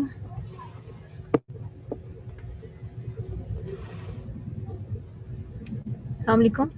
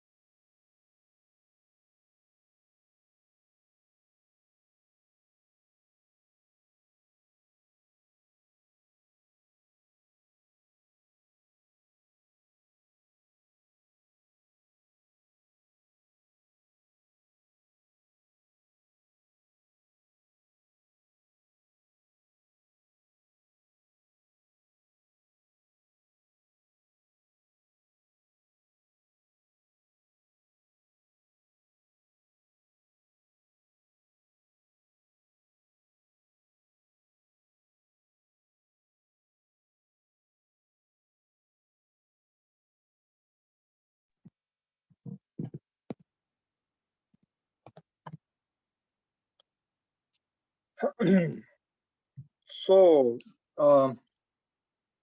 all the participants, are we here? Can we unmute mic? Can we unmute our mics? Yes, we are here. That's great.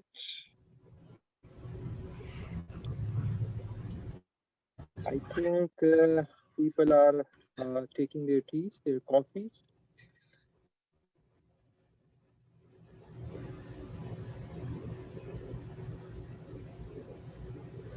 So, how you have spent these few minutes? Anyone would like to share?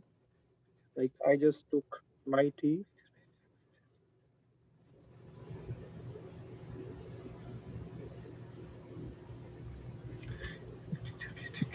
Yeah.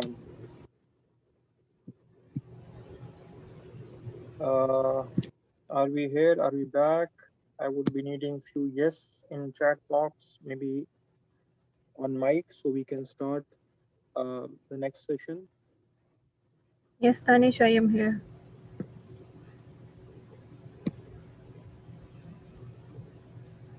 Tanish, I am audible?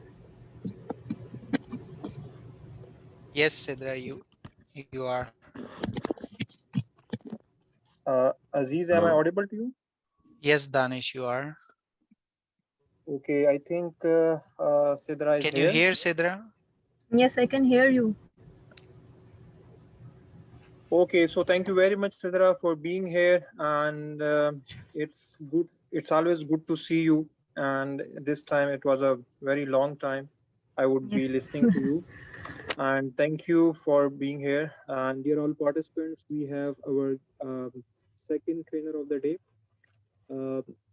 Her name is Sidra Akhtar. She's from Pakistan. She's a professional psychologist, and she is running her own clinic. She is a well-known media person. She is a very well-known social activist working in Pakistan for different subject matter areas. And there are many things I would like to share about her, but I would want Sidra Akhtar to come on the floor and share about her. And I'm sure this would be a very productive session regarding multiple intelligence. So, Sidra, thank you very much, and over to you. Thank you so much, Danish and Aziz, for providing me such an amazing opportunity where I can share all the terms and terminologies which are very into society nowadays. But being a psychologist, we will discuss in detail and we will learn emotional intelligence after this session. I just want screen sharing. Please allow me, Danish or Aziz. Okay, let me do that.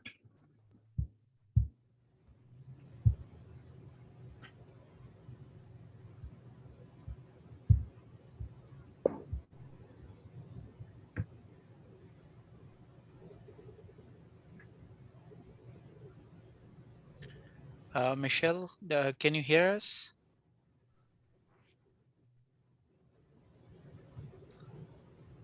Michelle, can you hear us?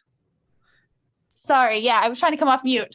Yeah, no problem. So can you make Sidra 86642912 as a co-host so that she can share her screen? There you are.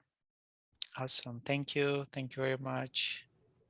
Sidra, you can share your screen now.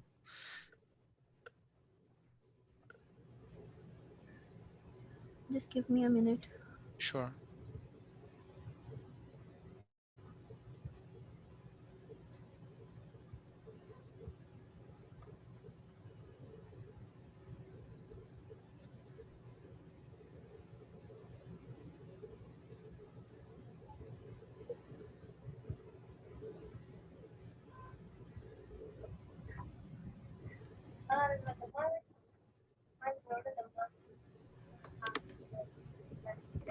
Yep, we can see the screen. Aziz, you can see the screen? Yeah, we can see the screen. Okay, so as Tanish just mentioned about my field and my work experience, I just want to give a brief introduction about myself. My name is Sidra Akhtar and I am doing a PhD in clinical psychology. And the main area of my research is emotional intelligence and personality traits. So it's a very near to heart topic for me. So before moving on this topic, I just want to add on some things or random perception about society, what emotional intelligence is. Actually, in Pakistan or in other countries, emotions are very natural. But problem arises when they are in control. This happens in extreme cases like when someone has significant issues over anger, fear, or depression. But in everyday life, emotion take control in a subtle way, like lowering your emotional intelligence. And the term emotional intelligence or EQ has been around for decades. Like yet most all people have not looked at their own emotional intelligence. Emotional intelligence, or also known as EQ, comes down to how you relate to your emotion. First your own, then others people. This relationship worsen whenever any of the following are present.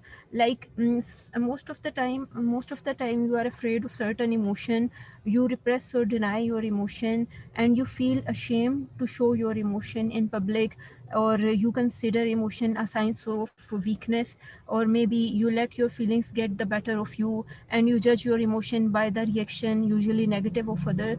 So these all are the signs which I discussed are low IQ, or signs of low IQ, and we all recognize them. Yet unlike IQ, which is largely determined by birth, or EQ is you can say is an intelligence which can be learned.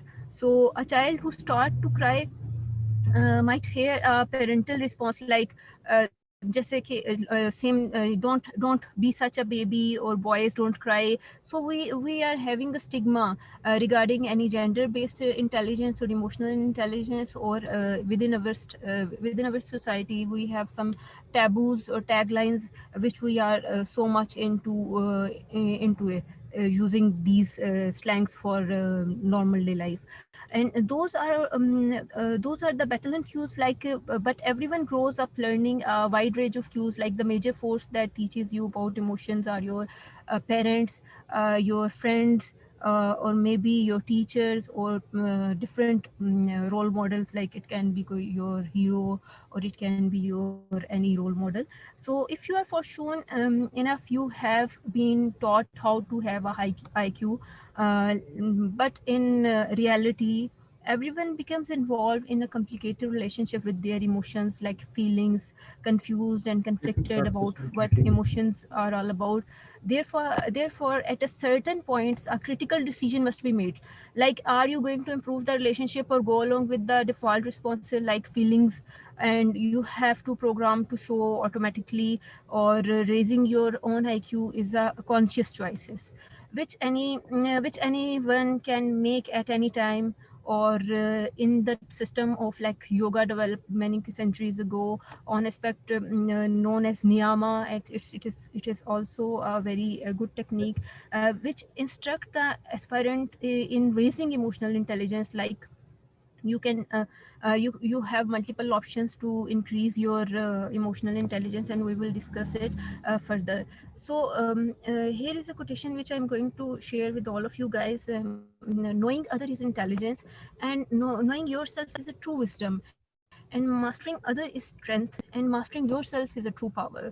So emotional intelligence is all about mastering yourself, mastering your powers and your strength and your wisdom and your intelligence, so that you can relate these four things, like your intelligence, wisdom, and strength and power, in a very collective way. And before moving on the next slide, I just want to add on one point here.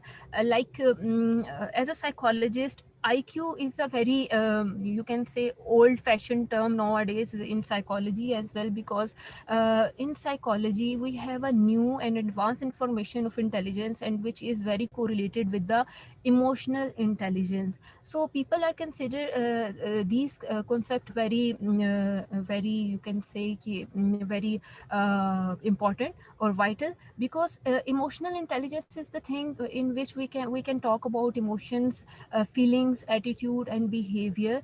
And you can say nowadays in your surrounding or in your societies, when you saw multiple personalities or people who are successful, just examine their traits and you will find out that they are so much emotionally intelligent or emotionally stable, as compared to those who are having some personal or interpersonal or intrapersonal issues.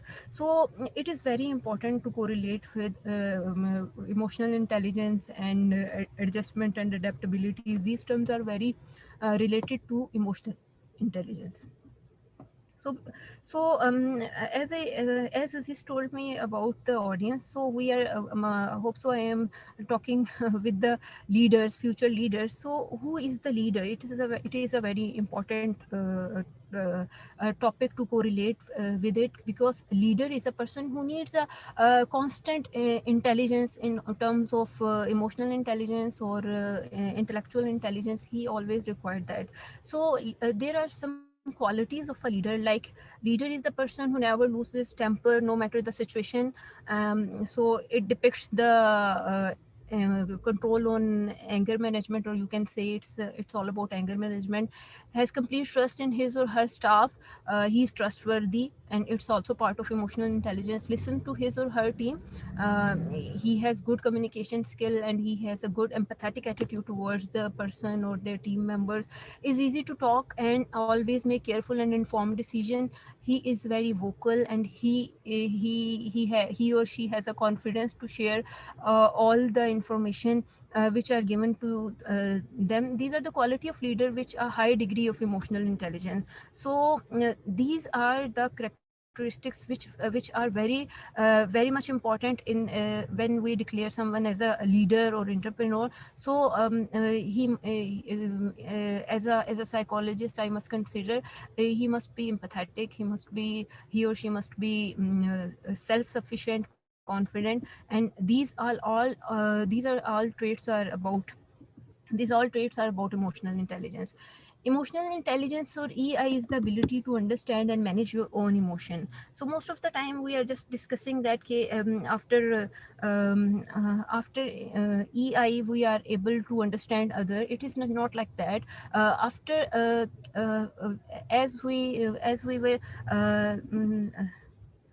as we were reading in this quotation, it's mastering yourself is a true power. So in emotional intelligence definition, you can say emotional intelligence is the ability to understand and manage your own emotion. If you are stable interpersonally or intrapersonally, and you are stable at your edge, so it means you can be more productive than others, and you can provide good opportunity, or you can provide good options to others, so that the ability to control both the emotional and rational aspects of the brain.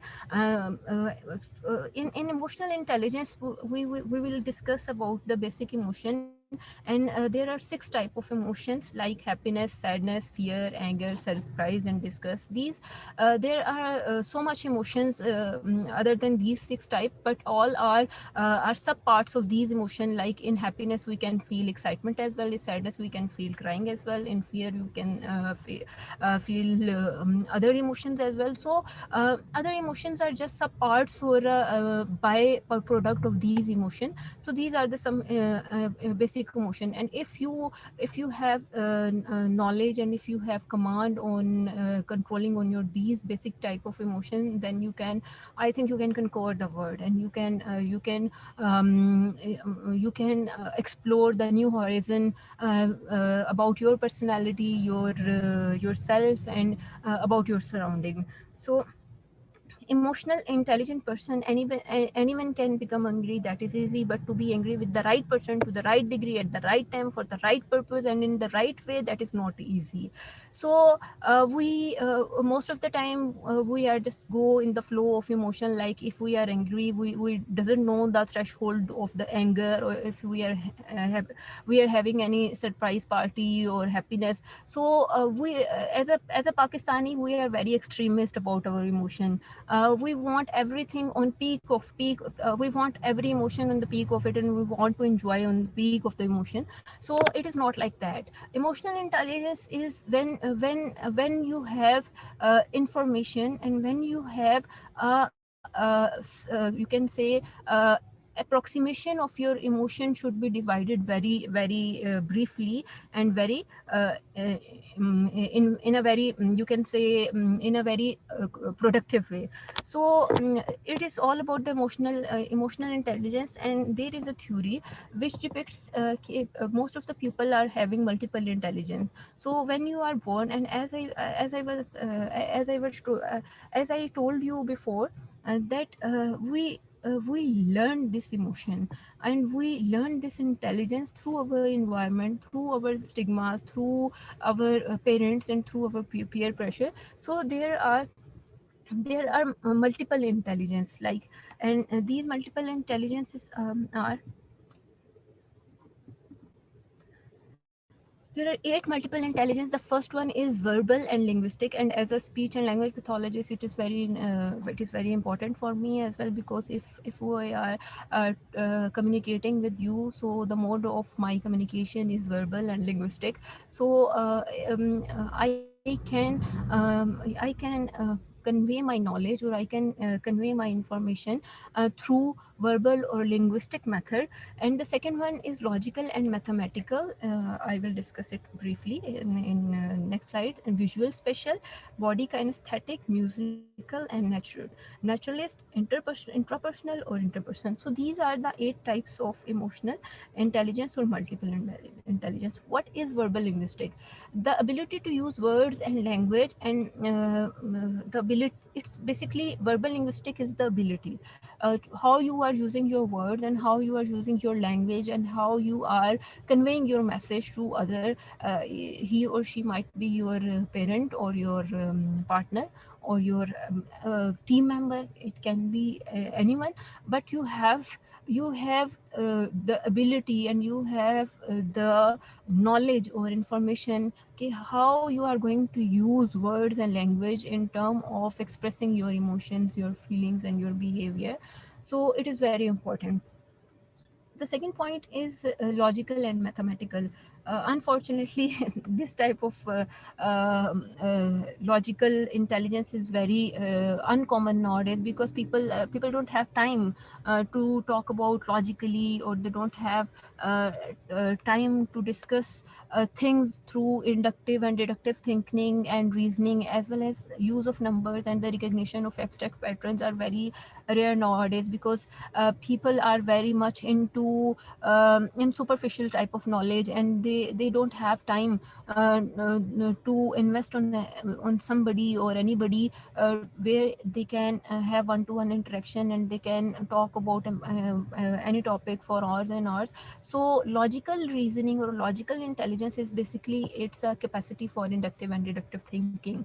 It's just like a police officer interrogation or investigation information, so that we can think about the other perspective, and we can see the other side of coin as well. And it is all about the reasoning and use of numbers. The third intelligence is basically visual spatial. Visual spatial is the ability to visualize object and spatial dimension, and create internal images and picture. And as you're reading these slides, so you have an ample idea of all intelligence. Okay, do you have this type of emotional intelligence or not, or you are or you have sufficient information about these type of intelligence. So basically, visual or special intelligence is the ability to visualize object and special dimension, and create internal images and picture. So most of the artists or creative people have this type of intelligence, and they are very creative in doing any task. Like they can they have good imagination, and they have good visionary capacity, in which they can perform well, or they can see those things which are not in hard form, or not in any form yet, but they can imagine in a very good manner. The fourth type of intelligence is body kinesthetic. the wisdom of body and the ability to control physical motions. So you can see the dancers, they are intelligent like in term of body and kinesthetic movement, and they have ability to control physical motion, same like the athletes and all these type of you can say professions, they involve body kinesthetic type of intelligence.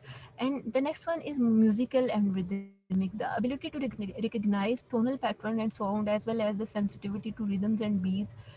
Basically it's all about the recognition of tones, sounds, patterns, sensitivity, rhythms, and beats. So, according to one research, they measured the intelligence level of different high-profile individual, and they saw they have a good number of intelligence and emotional intelligence related to creative, body kinesthetic, and musical rhythmic. So, in our country or in our Pakistan, we consider that the person who is having command on such type of instrument like rubab or like piano or any other kind of musical instrument, and he doesn't have any degree, so we just consider it he is just a normal human being who have a lower IQ. It is not like that.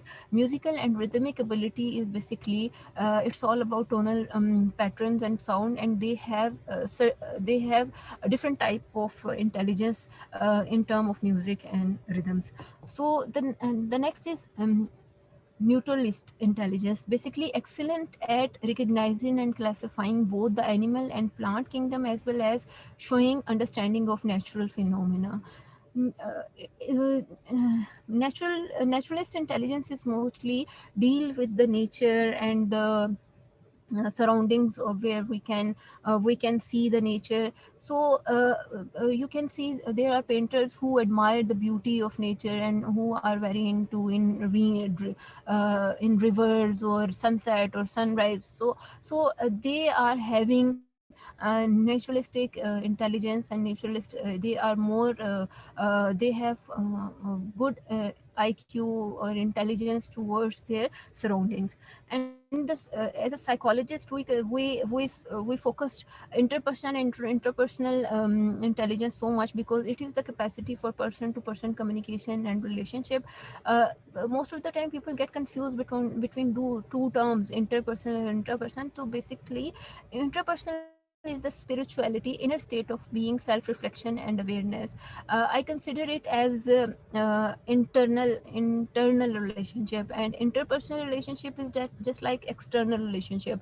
In interpersonal relationship, you can view a person how he communicate with the family members or society and other kind of relationship. But interperson, the inner state and self-reflection and self-awareness inside of the problem, and what he consider himself as a person is very much important. So there are some career areas for multiple intelligence, like the people who are good at verbal and linguistic intelligence. They can be good lawyer, legal assistant, comedian, editor, historian, interpreter, journalist, lawyer, librarian, manager, novelist, orator, philosopher, playwright, poem, politician, proofreader, psychotherapist, public speaker, public relation person, reporter, salespeople, secretary, social scientist, storyteller, supervisor, talk show host, and teacher. So you can see the verbal and linguistic intelligence have multiple options to explore your personality through getting knowledge about these types of profession, or getting education about these type of profession, so you can excel your intelligence. The second one is logical and mathematical intelligence. If you are logically and mathematically intelligent, so it's mean you have a good future in your account, as an accountant, bookkeeper, analyst, banker, investment broker, lawyer, logician, biologist, chemist, microbiologist, pharmacist, physician, chess player, computer programmer, economist, city planner, engineer, financial service inventor, mathematician, mechanical engineering, technologist, programmer, record clerks, researcher, scientist, and statistician, tax accountant. So if you are good at logic or mathematics, so you have these types of opportunities to explore. And if you are good at visual and special intelligence, then you can be a good photographer, a graphic designer, advertiser, architect, artist. So it's all about the creativity. Like you can create something like building or carpenter, cartographer.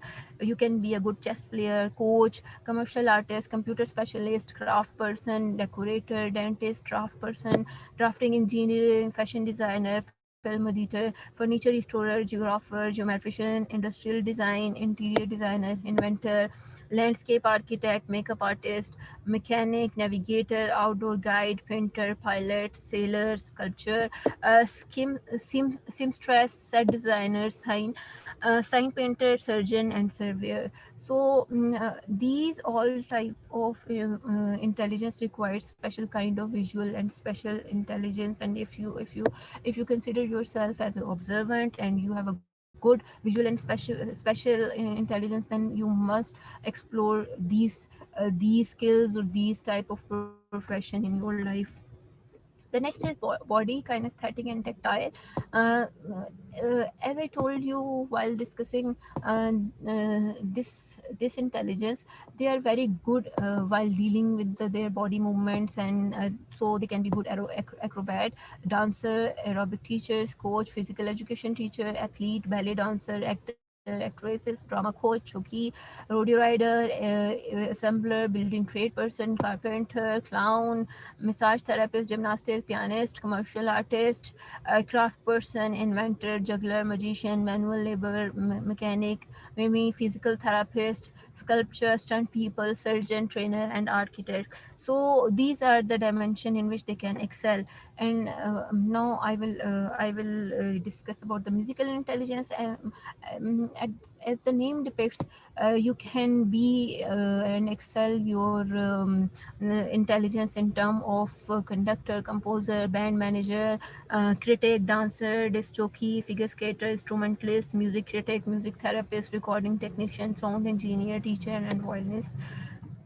And same like the naturalist or intelligence, you can be a good biologist, botany specialist, chef, environmentalist, landscape artist, navigator, park rangers, sailor, veterinarian, uh, weather tracking specialist, zookeeper, animal handler, anthropologist, and astronomer.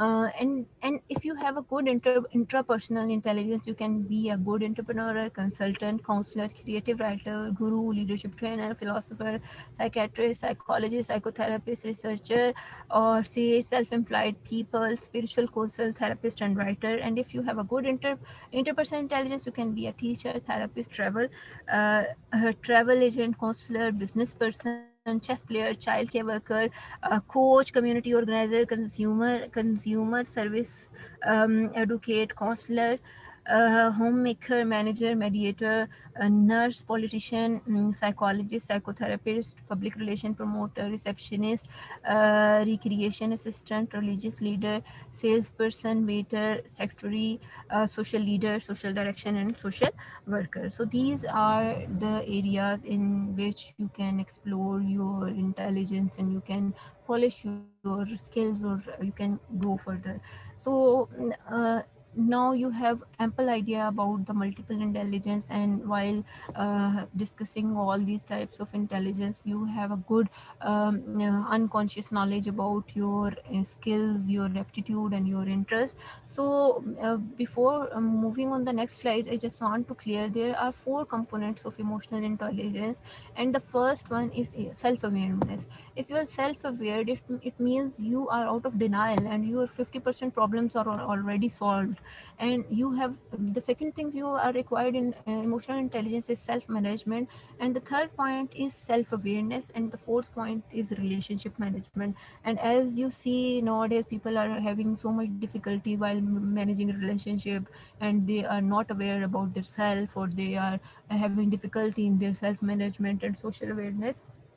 So you can you must have an idea about what is self-awareness. So what self-awareness is, the conscious knowledge of one's own character, feelings, motives, and desires. As a psychologist, we discussed about feelings, motives, and emotions and desire. So the first point is keep understanding of who you are and having a clear picture of your strength and weakness, so that you can take risk on the basis of your strength and weakness. Understanding the emotions good and bad to improve upon yourself on a regular basis, clarity about what motivate and satisfy you. And the key fact is 80% of the top performers are the self-aware.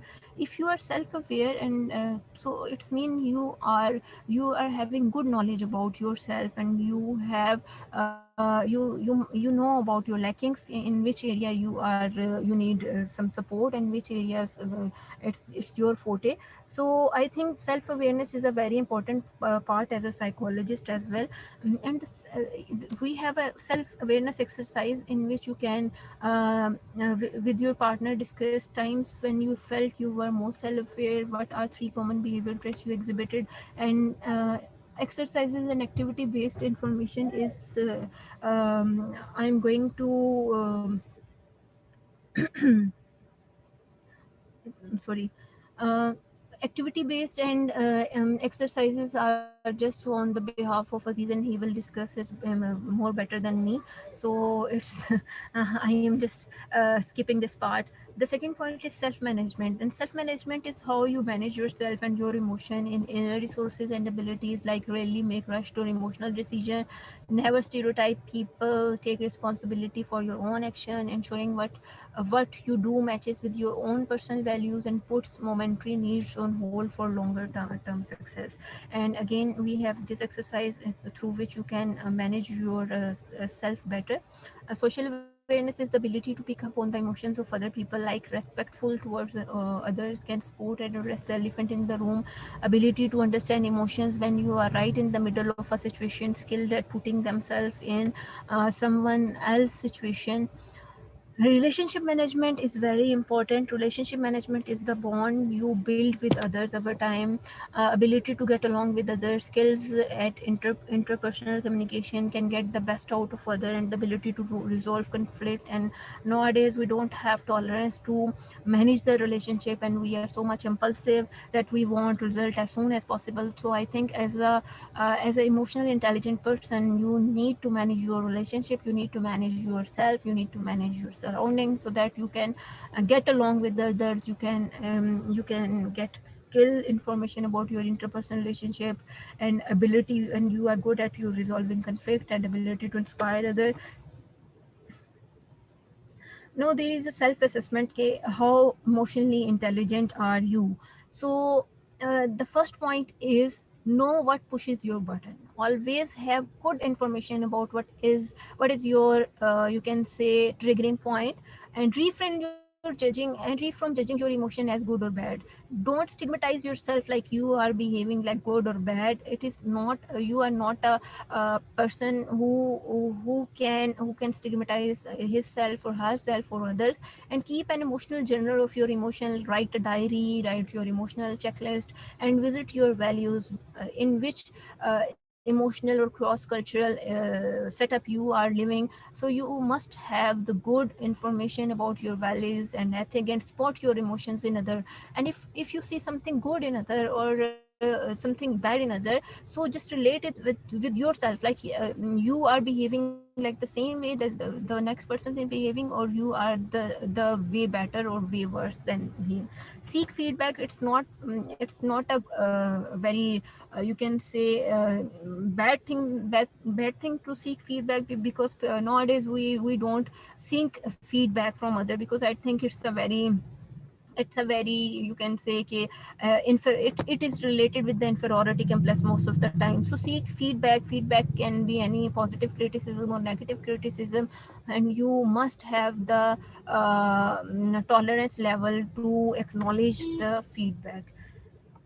And then the social awareness. as emotionally intelligent people always greet people by name. They remember the names of people, and they always watch the body cues or body language and non-verbal and verbal communication. They plan ahead for social gathering. They are very you can say in the limelight just because of their emotionally intelligence behavior and their verbal and non-verbal cues. Practice active listening. As a psychologist, we all the time are just listening the patient, and we discuss their uh, be an empathetic listener is very important, and it is a key of success, because nowadays we are living in a society where we are just listening to other on the sake of answering him or her back, and we listen half, and we want to convey or in by bilingual or bilateral communication, we are just imposed our feelings and emotions or other. So it is not a good thing. So you have to be active listener, make timing everything, seek feedback, observe the mood of the room. And mood of the room is also very similar, like the vibes. So relationship management, in relationship management, people don't like the close people or very curious or paranoid type of personality. So be open and curious, enhance communication style. While talking, use your non-verbal language in a better way. Take feedback well, get mad on purpose, explain your decision, tackle through conversations. Explain your decision, what are you feeling, in a very brief manner, not in a very storytelling manner. And take tips for effective action planning. Work on one skills at a time. Aim for success, not perfection. Do not start with relationship management. Practice is the key of any successful behavior, attitude, and any change within your personality. So exercise patience, 3 to 6 months per skill. Identify emotional intelligence mentor, repeat the developmental process. And the and the next question is, can emotions be intelligence? Yes. Knowing one's emotion, self-awareness, managing emotion, motivating oneself, recognize emotion in other, and handling relationship can be a good source of intelligent emotions. And there are some other type of intelligence, like social intelligence, like organizing group, negotiating solution.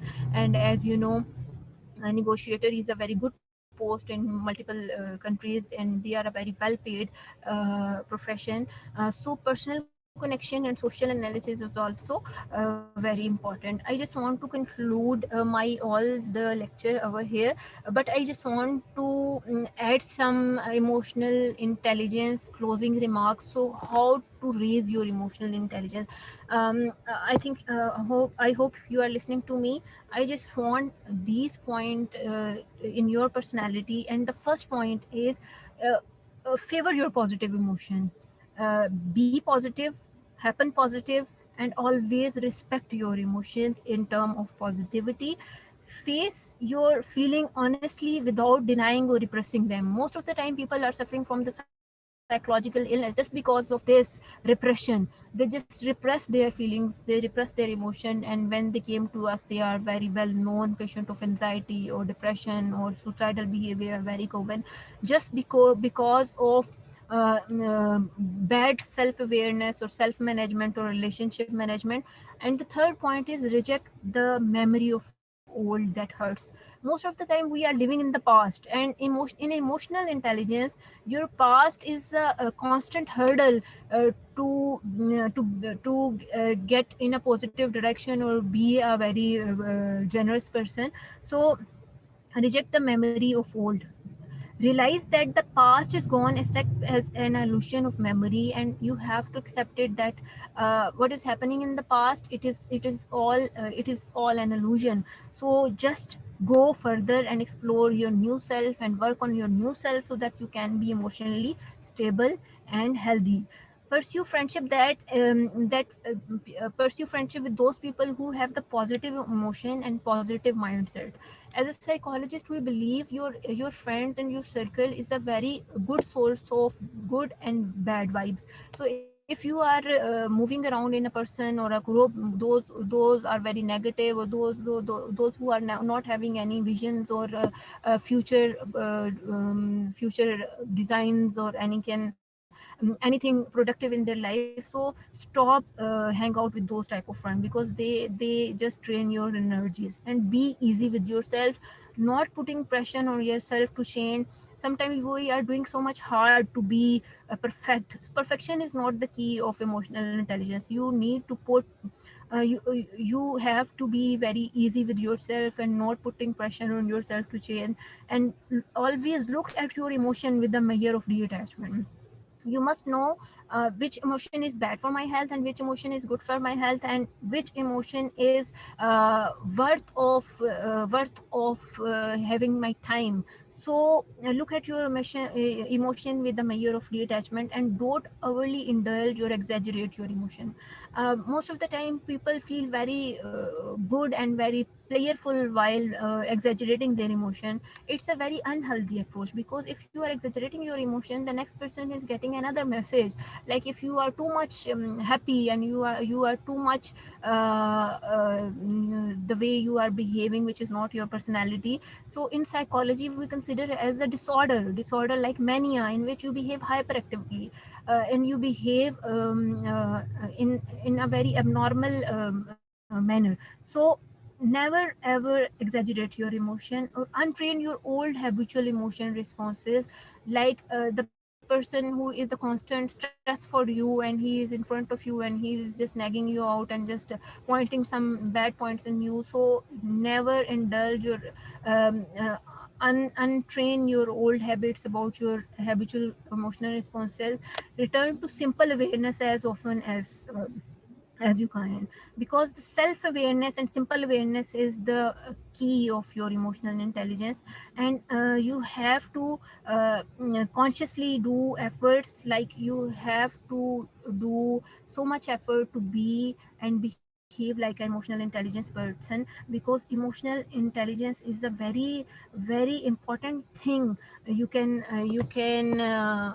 add on in your personality, in term of your behavior grooming or your self grooming or your personality grooming. Because as a psychologist, we are so much focusing on anger management, stress management, decision making, logical and naturalist observation, because these all are the intelligence and aspects of our personality or our society which we need to polish. So as a entrepreneur, as a leader, as a brother, as a partner, as a friend, it is your responsibility to behave in a certain way in which your emotional intelligence depict the person who you are. Like you are so much easy to go and go with the flow.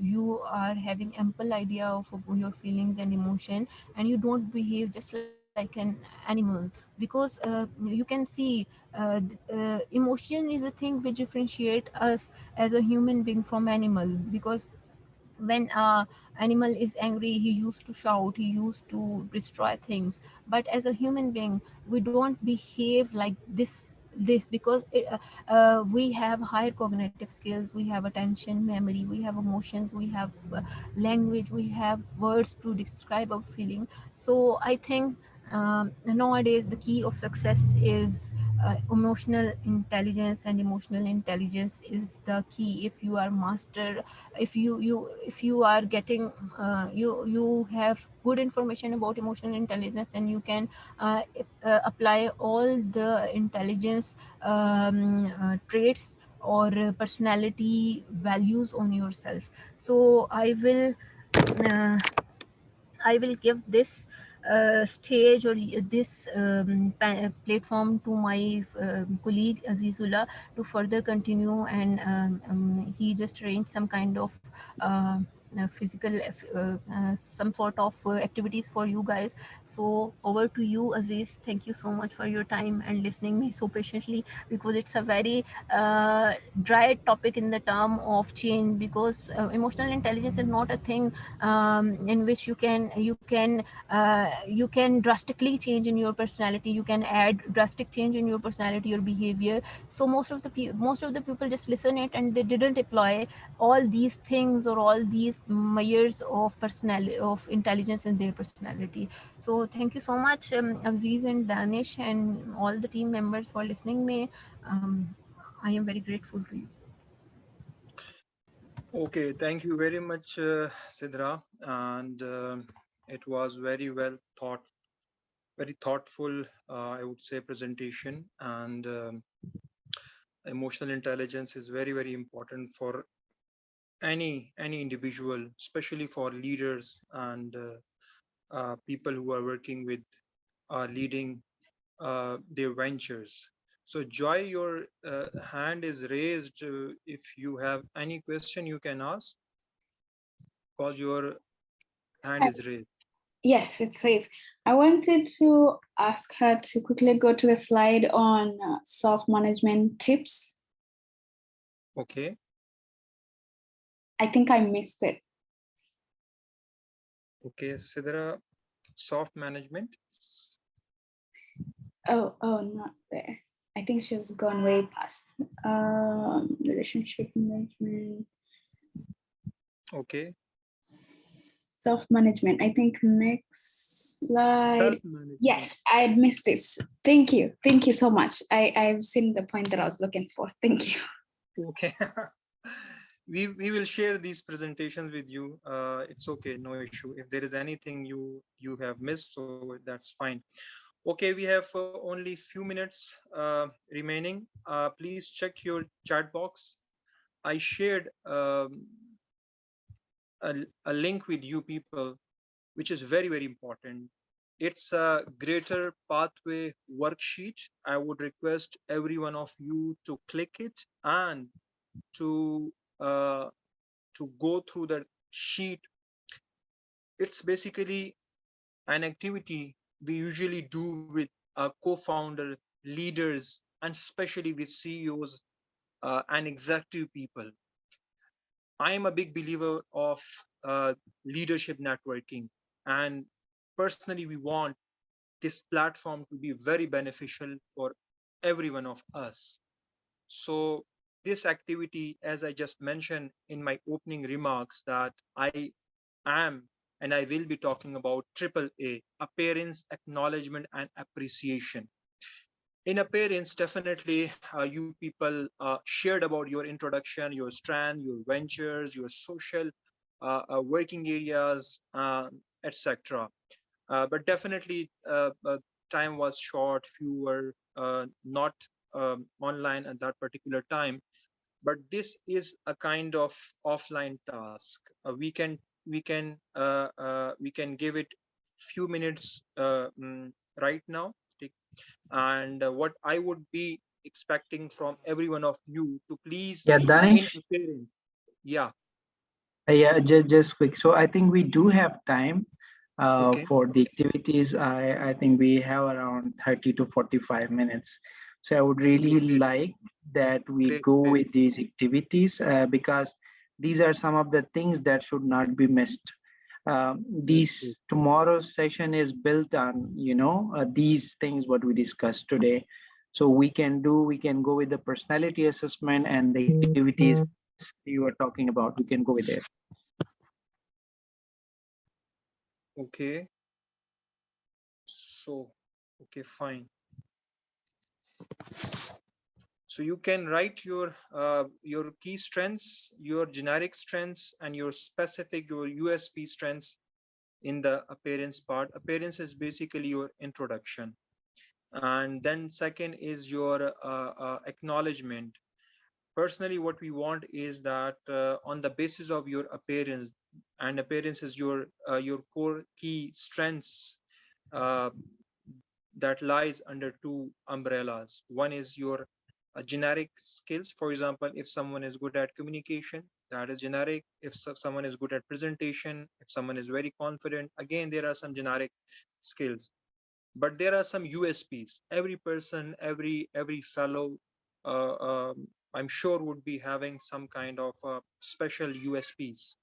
So these USP, unique selling points, are something that drives your individual success and your organization success. So I would want every fellow to write down your key strengths, your generic strengths, your generic skills, and your special skills, your special traits that you feel that are part of your USPs. And then I would want that on the basis of those generic and special skills, you need to mention how you can help each other.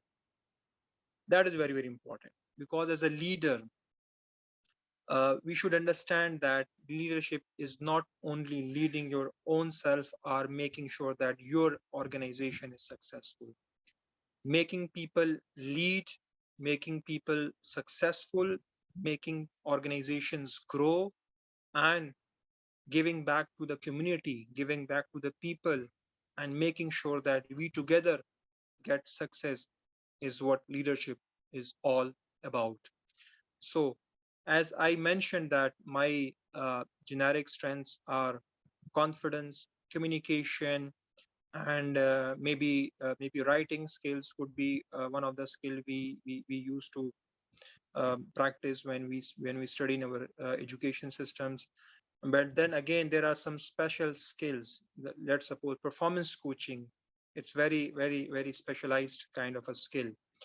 Training, speaking, instructional designing, developing courses, learning programs, strategic planning, again, a very special kind of a skill. Leadership development is again something that is very, very special, and only a few people have these kind of skills. So I'm sure you have a lot to mention in this checkbox.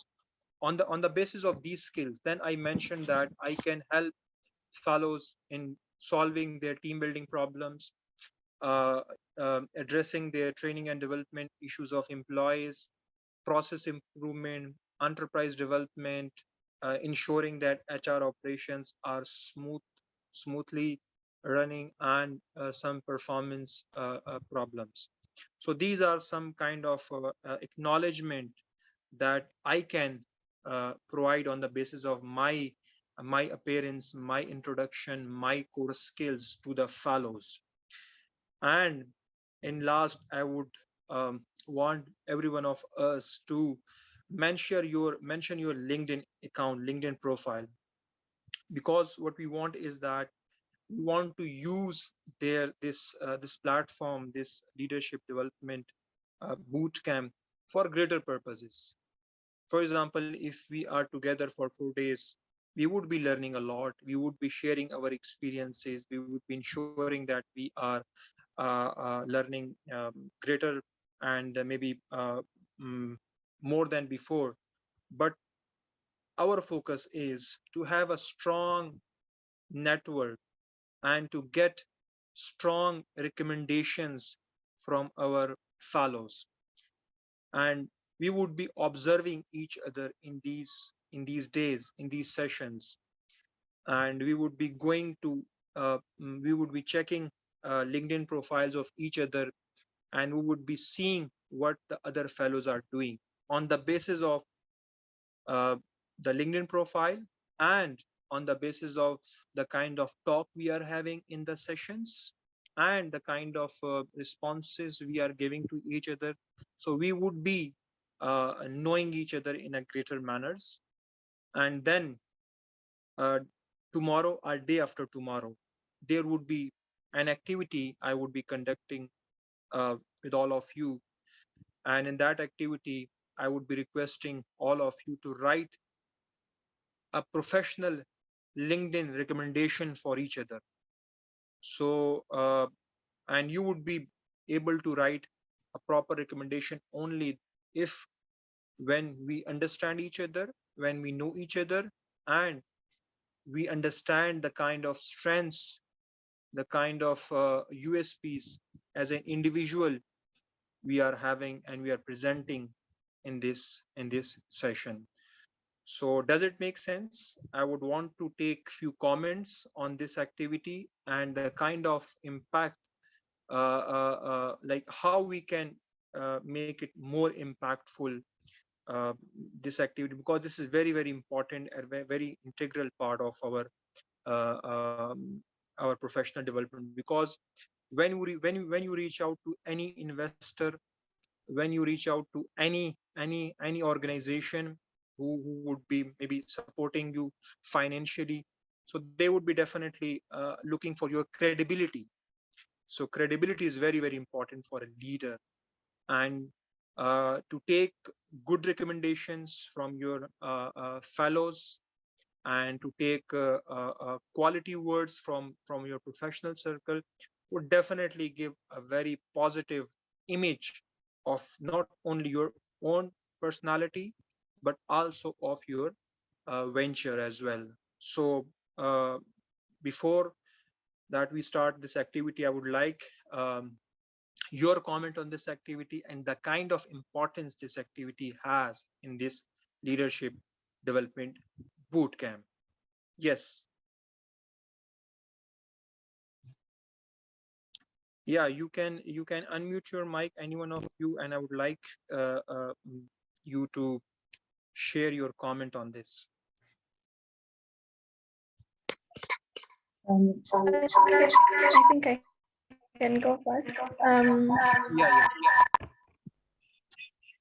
Yeah, please check your mic and try to speak again. Okay. So I was speaking, and I think I had someone else speak.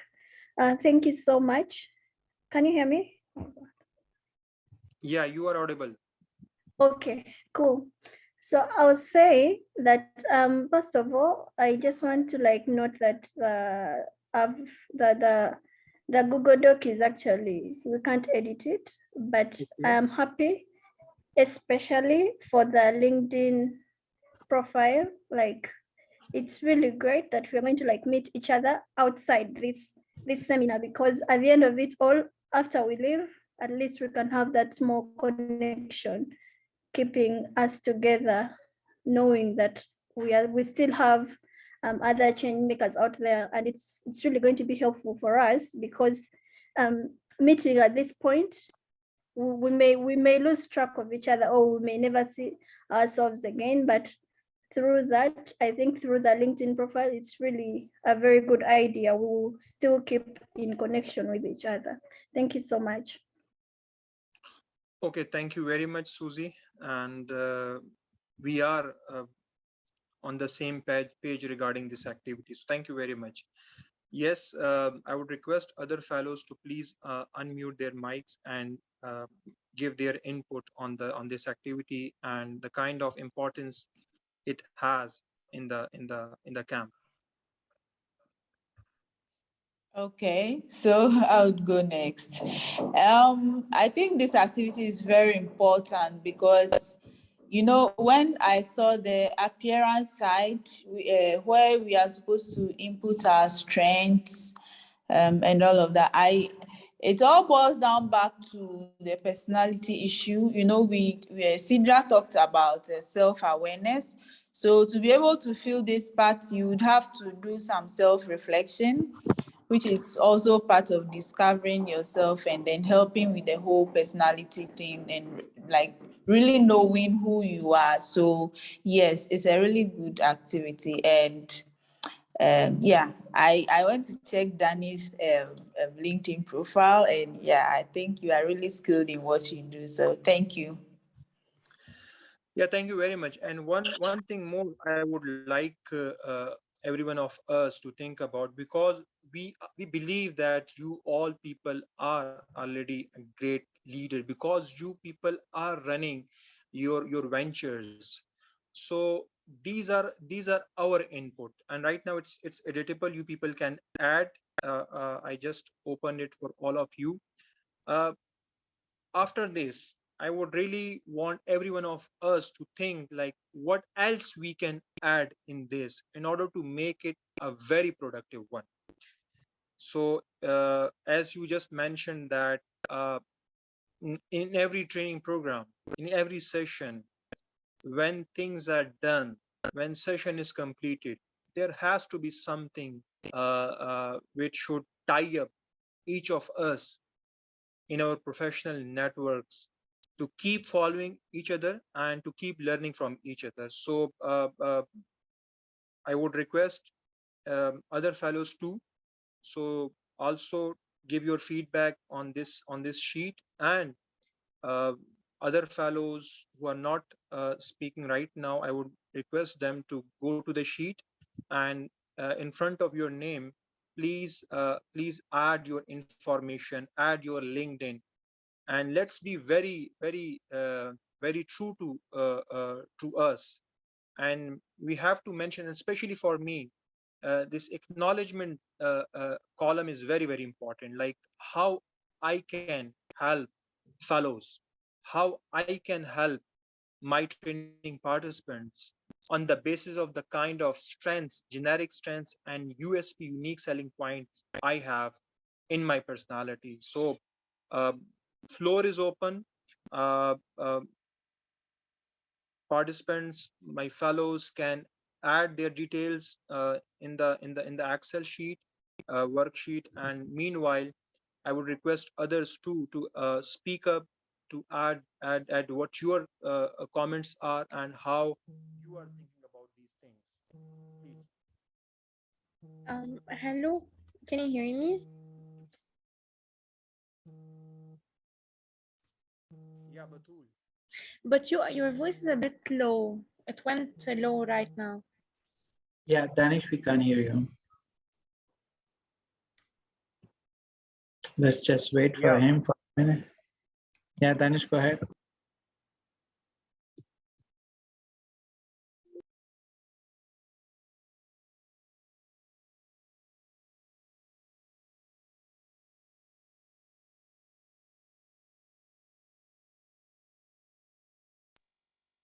Yeah.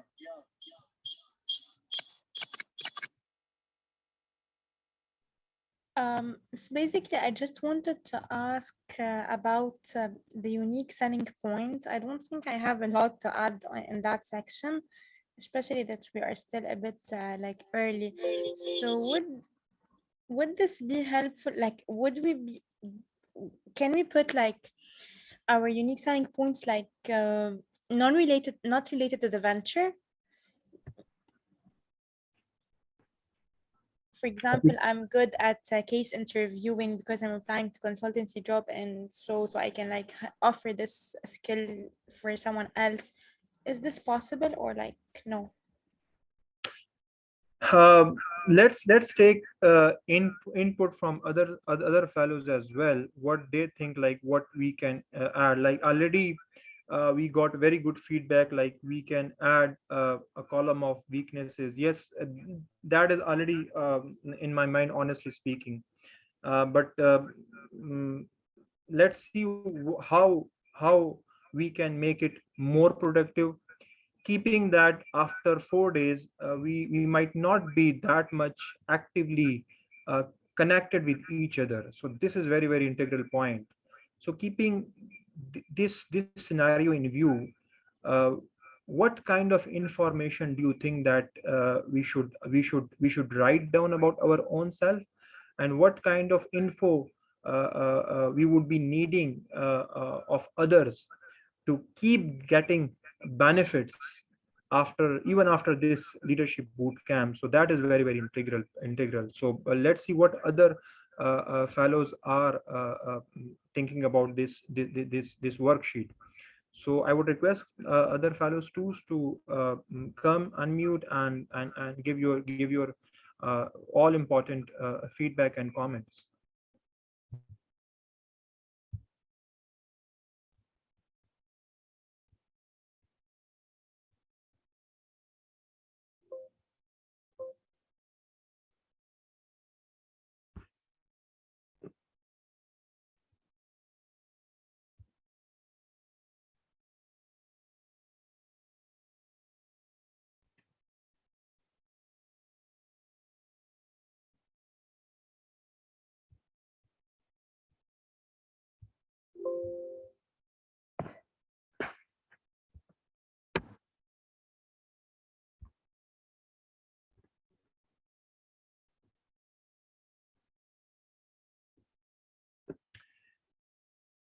Yeah, I would request all the fellows to please write down your details.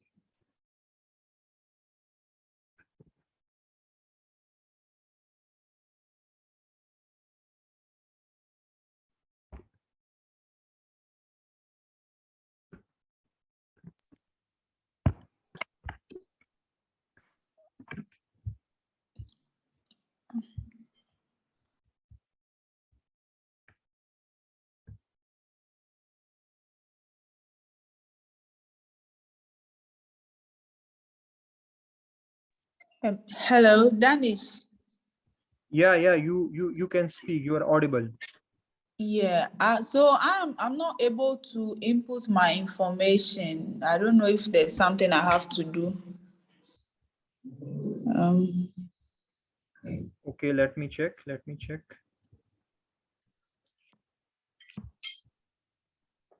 think it's open now. Batul has just added her details. So let me share the link again. I think it would serve the purpose. Yeah, refresh it. That is something I think we can do.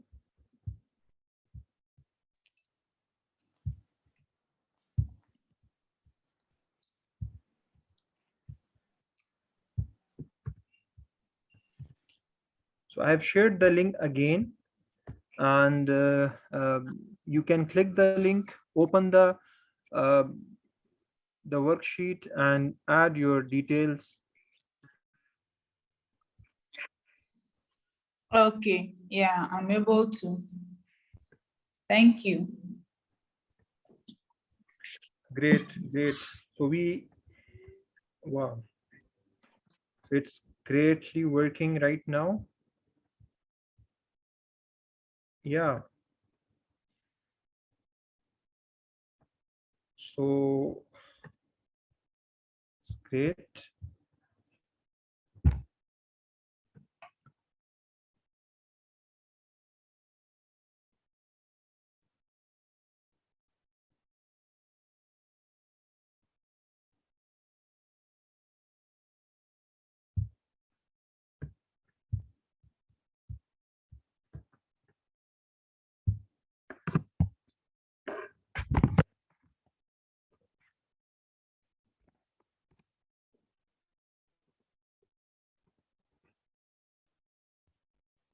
Recording in progress.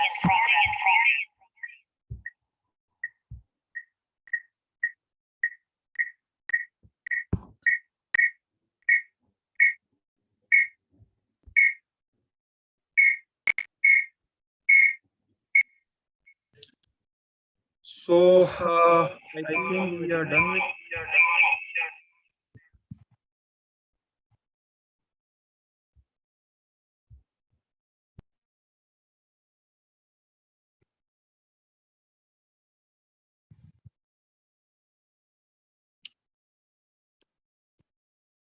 So whoever has completed, I would request to write a yes in the chat box so we can count the number of responses, and so we can go accordingly. Yes, great. 2, 3, 4, 5.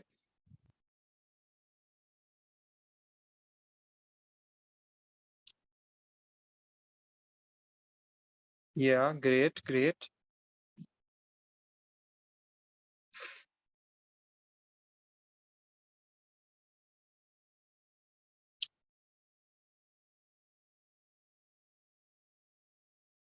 So yeah, if anyone feels that his or her name is not written, so they can write their name too. Okay. So I would like you to go through few of the responses mentioned on the sheet, and I would really want to pick at least one response per fellow. So, and I would be requesting you to unmute yourself and share why you think that you have picked this response. And there has to be a reason of maybe you are surprised by the kind of skills the person has mentioned, or the kind of support he can provide to the fellows. So I would be really interesting to know. So this is basically, I just mentioned in the start that we are trying to know each other.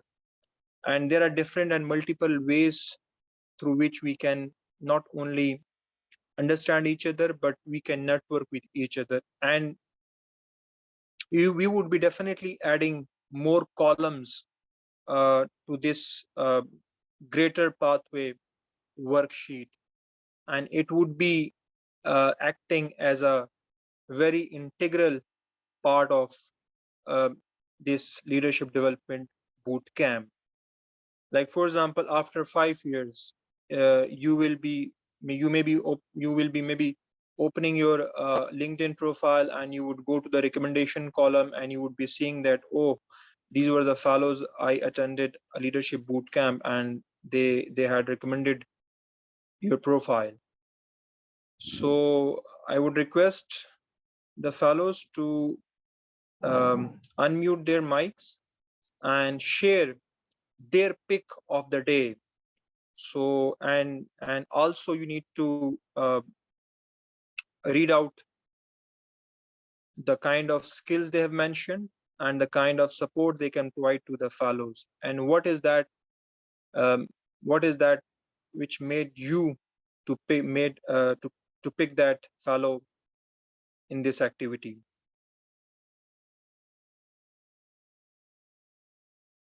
So who would want to go first can raise their hand, or can directly unmute themselves and they can start speaking.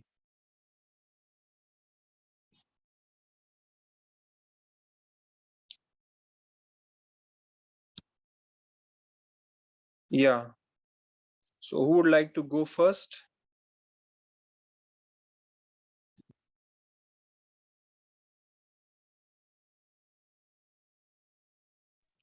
Danish, can you come again with what you said? I don't quite understand exactly what you want us to do.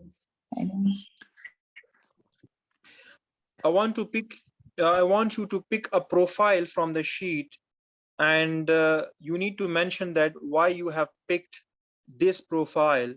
Obviously, if you pick a profile that a fellow would be, they would have mentioned their skills, their appearances, and their acknowledgement, and you need to come up with a reason that why this has made you amazed or feel happy about that fellow. For example, if you pick my profile, you can come and say that, oh, Danish profile is my pick because he has training and speaking skills. He has leadership development skills. He can provide his consultancy services. And I think he is one of my pick because he can help fellows to solve their business problems, their team building problem. So maybe my profile and my triple A could be your pick of the day. So I want everyone to pick a profile from this sheet, and you need to explain us why you have picked that profile. Okay.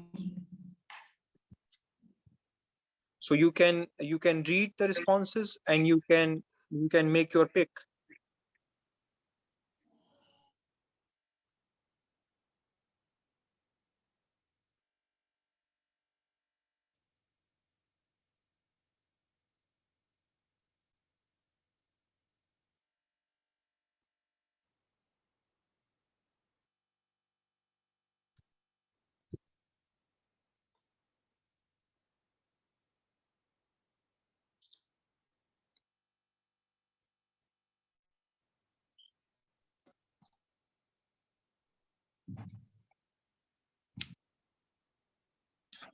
So now who will go first?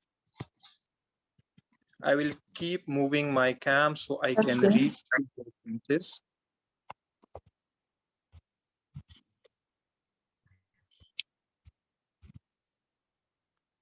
Yeah. Okay, thanks. I don't know if I get the name right. I think it's Joyline. Okay, go ahead. Yeah, sorry if the name is not right. I picked this because there are a few words here that caught my attention.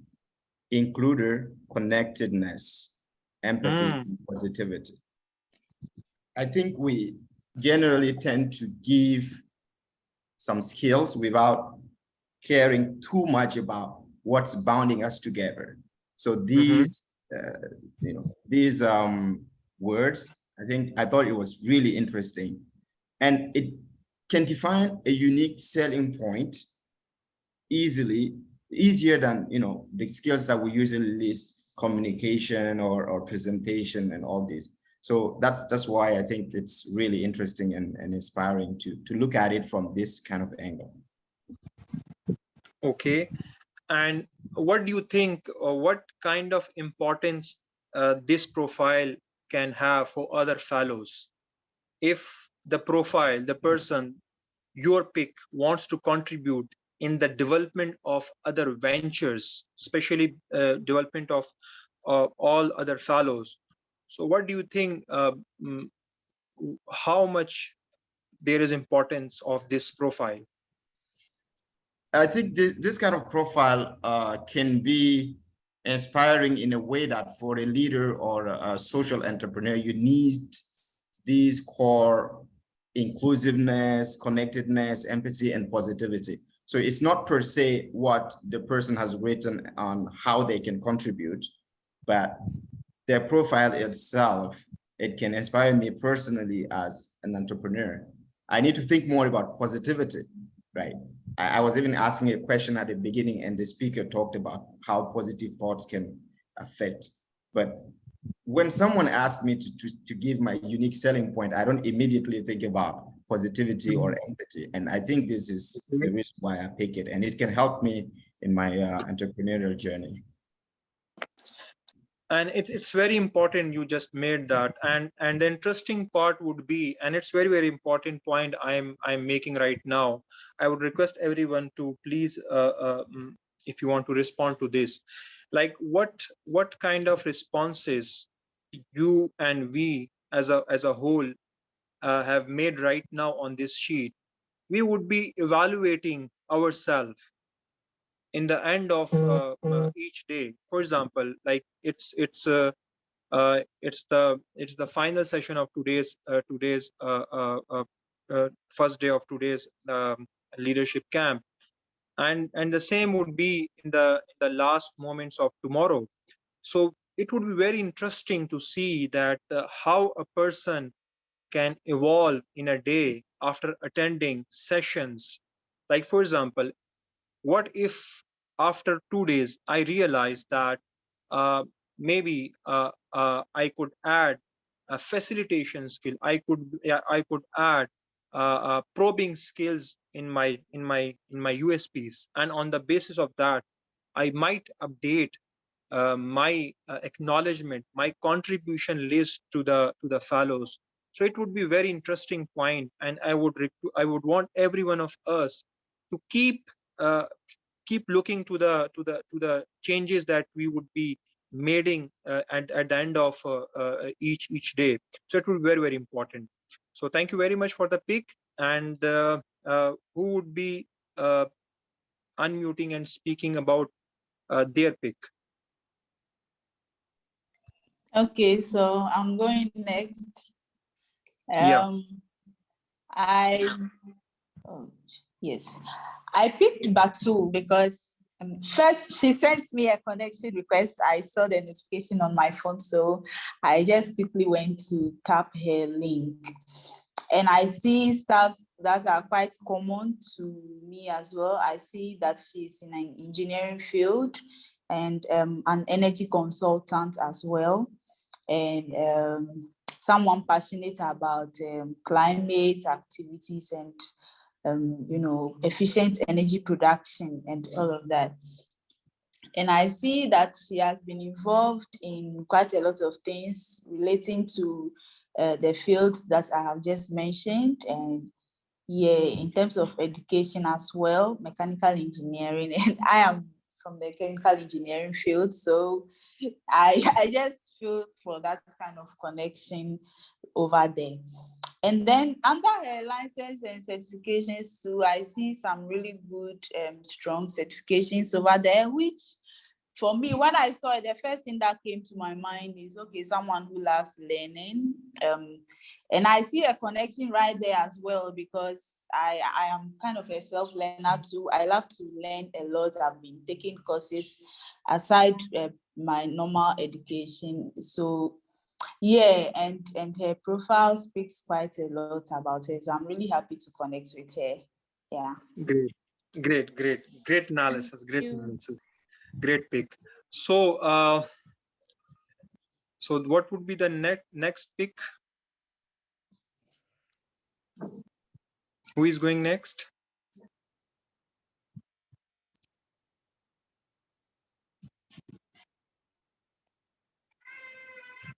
Yeah, either you can raise your hand, or you can unmute yourself and start speaking.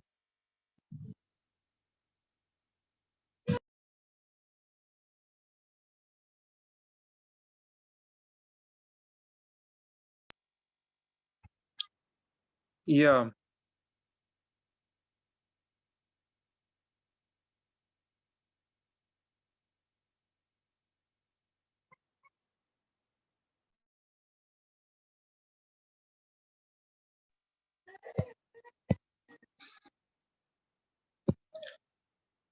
So if there is anyone who wants to share about his pick, so we are into the last few minutes of today's session.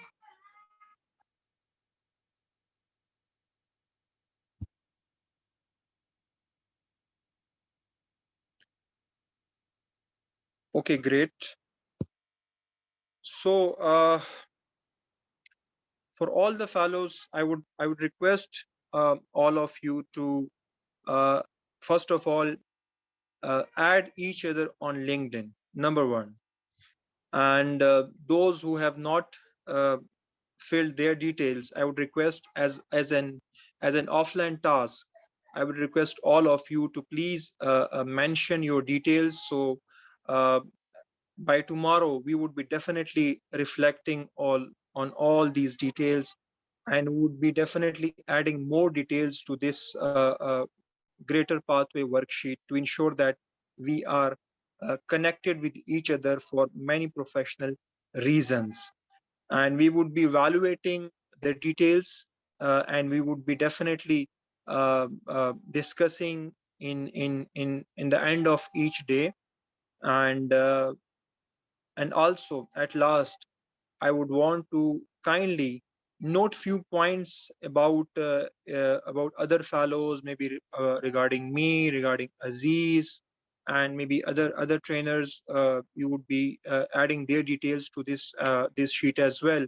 So you all can get connected on LinkedIn, and we would be ensuring that each of us give a professional recommendation on our LinkedIn profiles.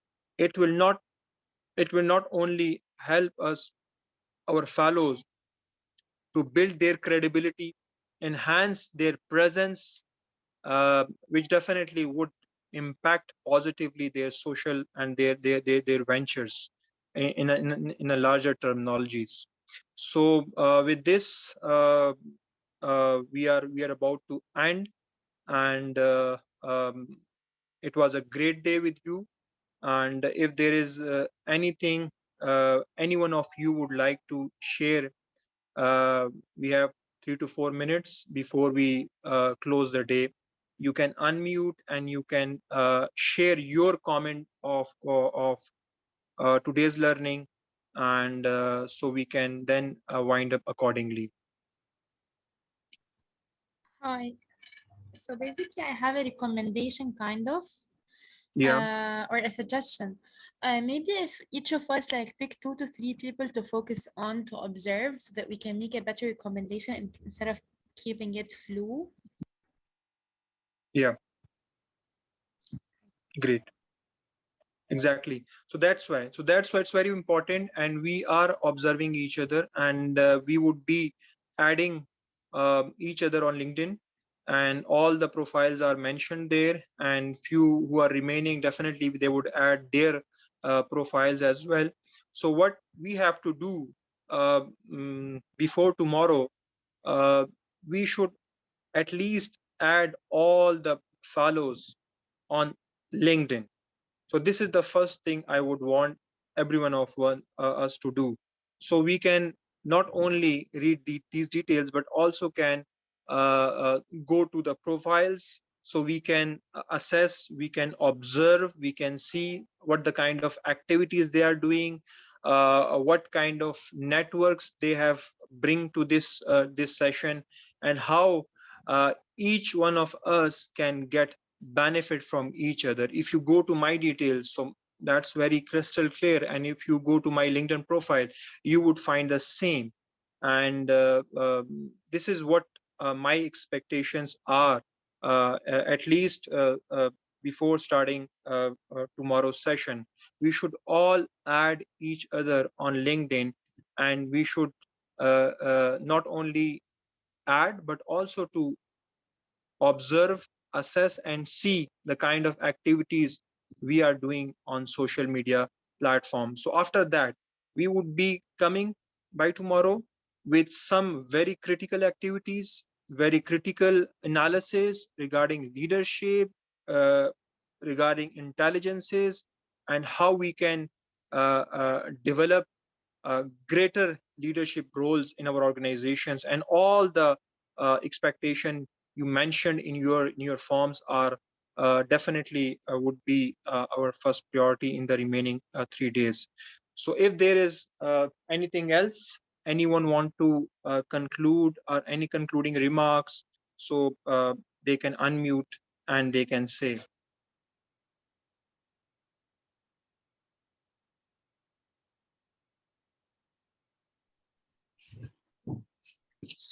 Mine was on the Excel sheet. I'd also made a comment in the chat, but I wanted to say that we could also, in the future, we could also include a column on weaknesses, because it's important that we are aware. We've been told, we were taught about self-awareness.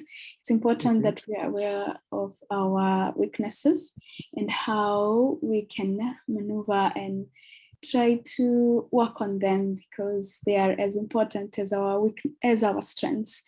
And it's always important to be aware of your own weaknesses, especially in the professional and even in the informal field. Thank you. Yeah, it's a very important feedback. And Joy, what I was planning and what I had planned is that we would be definitely adding the weaknesses part, and then we would be asking each other to, in front of weaknesses, we would be adding another box by the name of solutions. So for example, if I add my problem, my weakness as time management, or organization skill, or maybe team management skills, so by seeing that problem, all other fellows, all my participants would give their one liner or one solution to me, and that would be a very amazing kind of activity, and I could get benefit on a very personal level. So I can pick what kind of solution I have to pick out of all the 20 solutions given by all the participants, one each. So that would be my pick, that would be my choice. So we would be definitely adding these things. This is just a starter, and this is just a start. We would be definitely taking more feedback to make it more productive. And this is your sheet now. We have just started the game. Okay? We have thrown the ball, and the rest is yours. We would be discussing and adding new things to make it more productive and professional for greater purposes. So I think it's done for now. Michelle, if you can, if you are there. So we are done with today, and we are about to wind up. If there are any closing remarks at your end, I would request you to please proceed with it. Thank you so much. I know I learned a lot, so, and will take a lot of this with me in my own work. Thank you everyone who joined and participated. Please come back tomorrow. This will be building blocks for you. It's not just one day, it's four, and they all connect and they're all equally as important. If you have any questions, let me know. I can connect you to Danish and Aziz. And additionally, I will be connecting all of you via email. If for some reason you weren't able to put your LinkedIn information in, please share it in that email and we can drop it in for you. But thank you again, and I look forward to seeing everyone tomorrow morning. Yeah, thank you very much, Michelle. Thank you, everyone, and see you tomorrow. Thank you. Bye-bye. Thank you.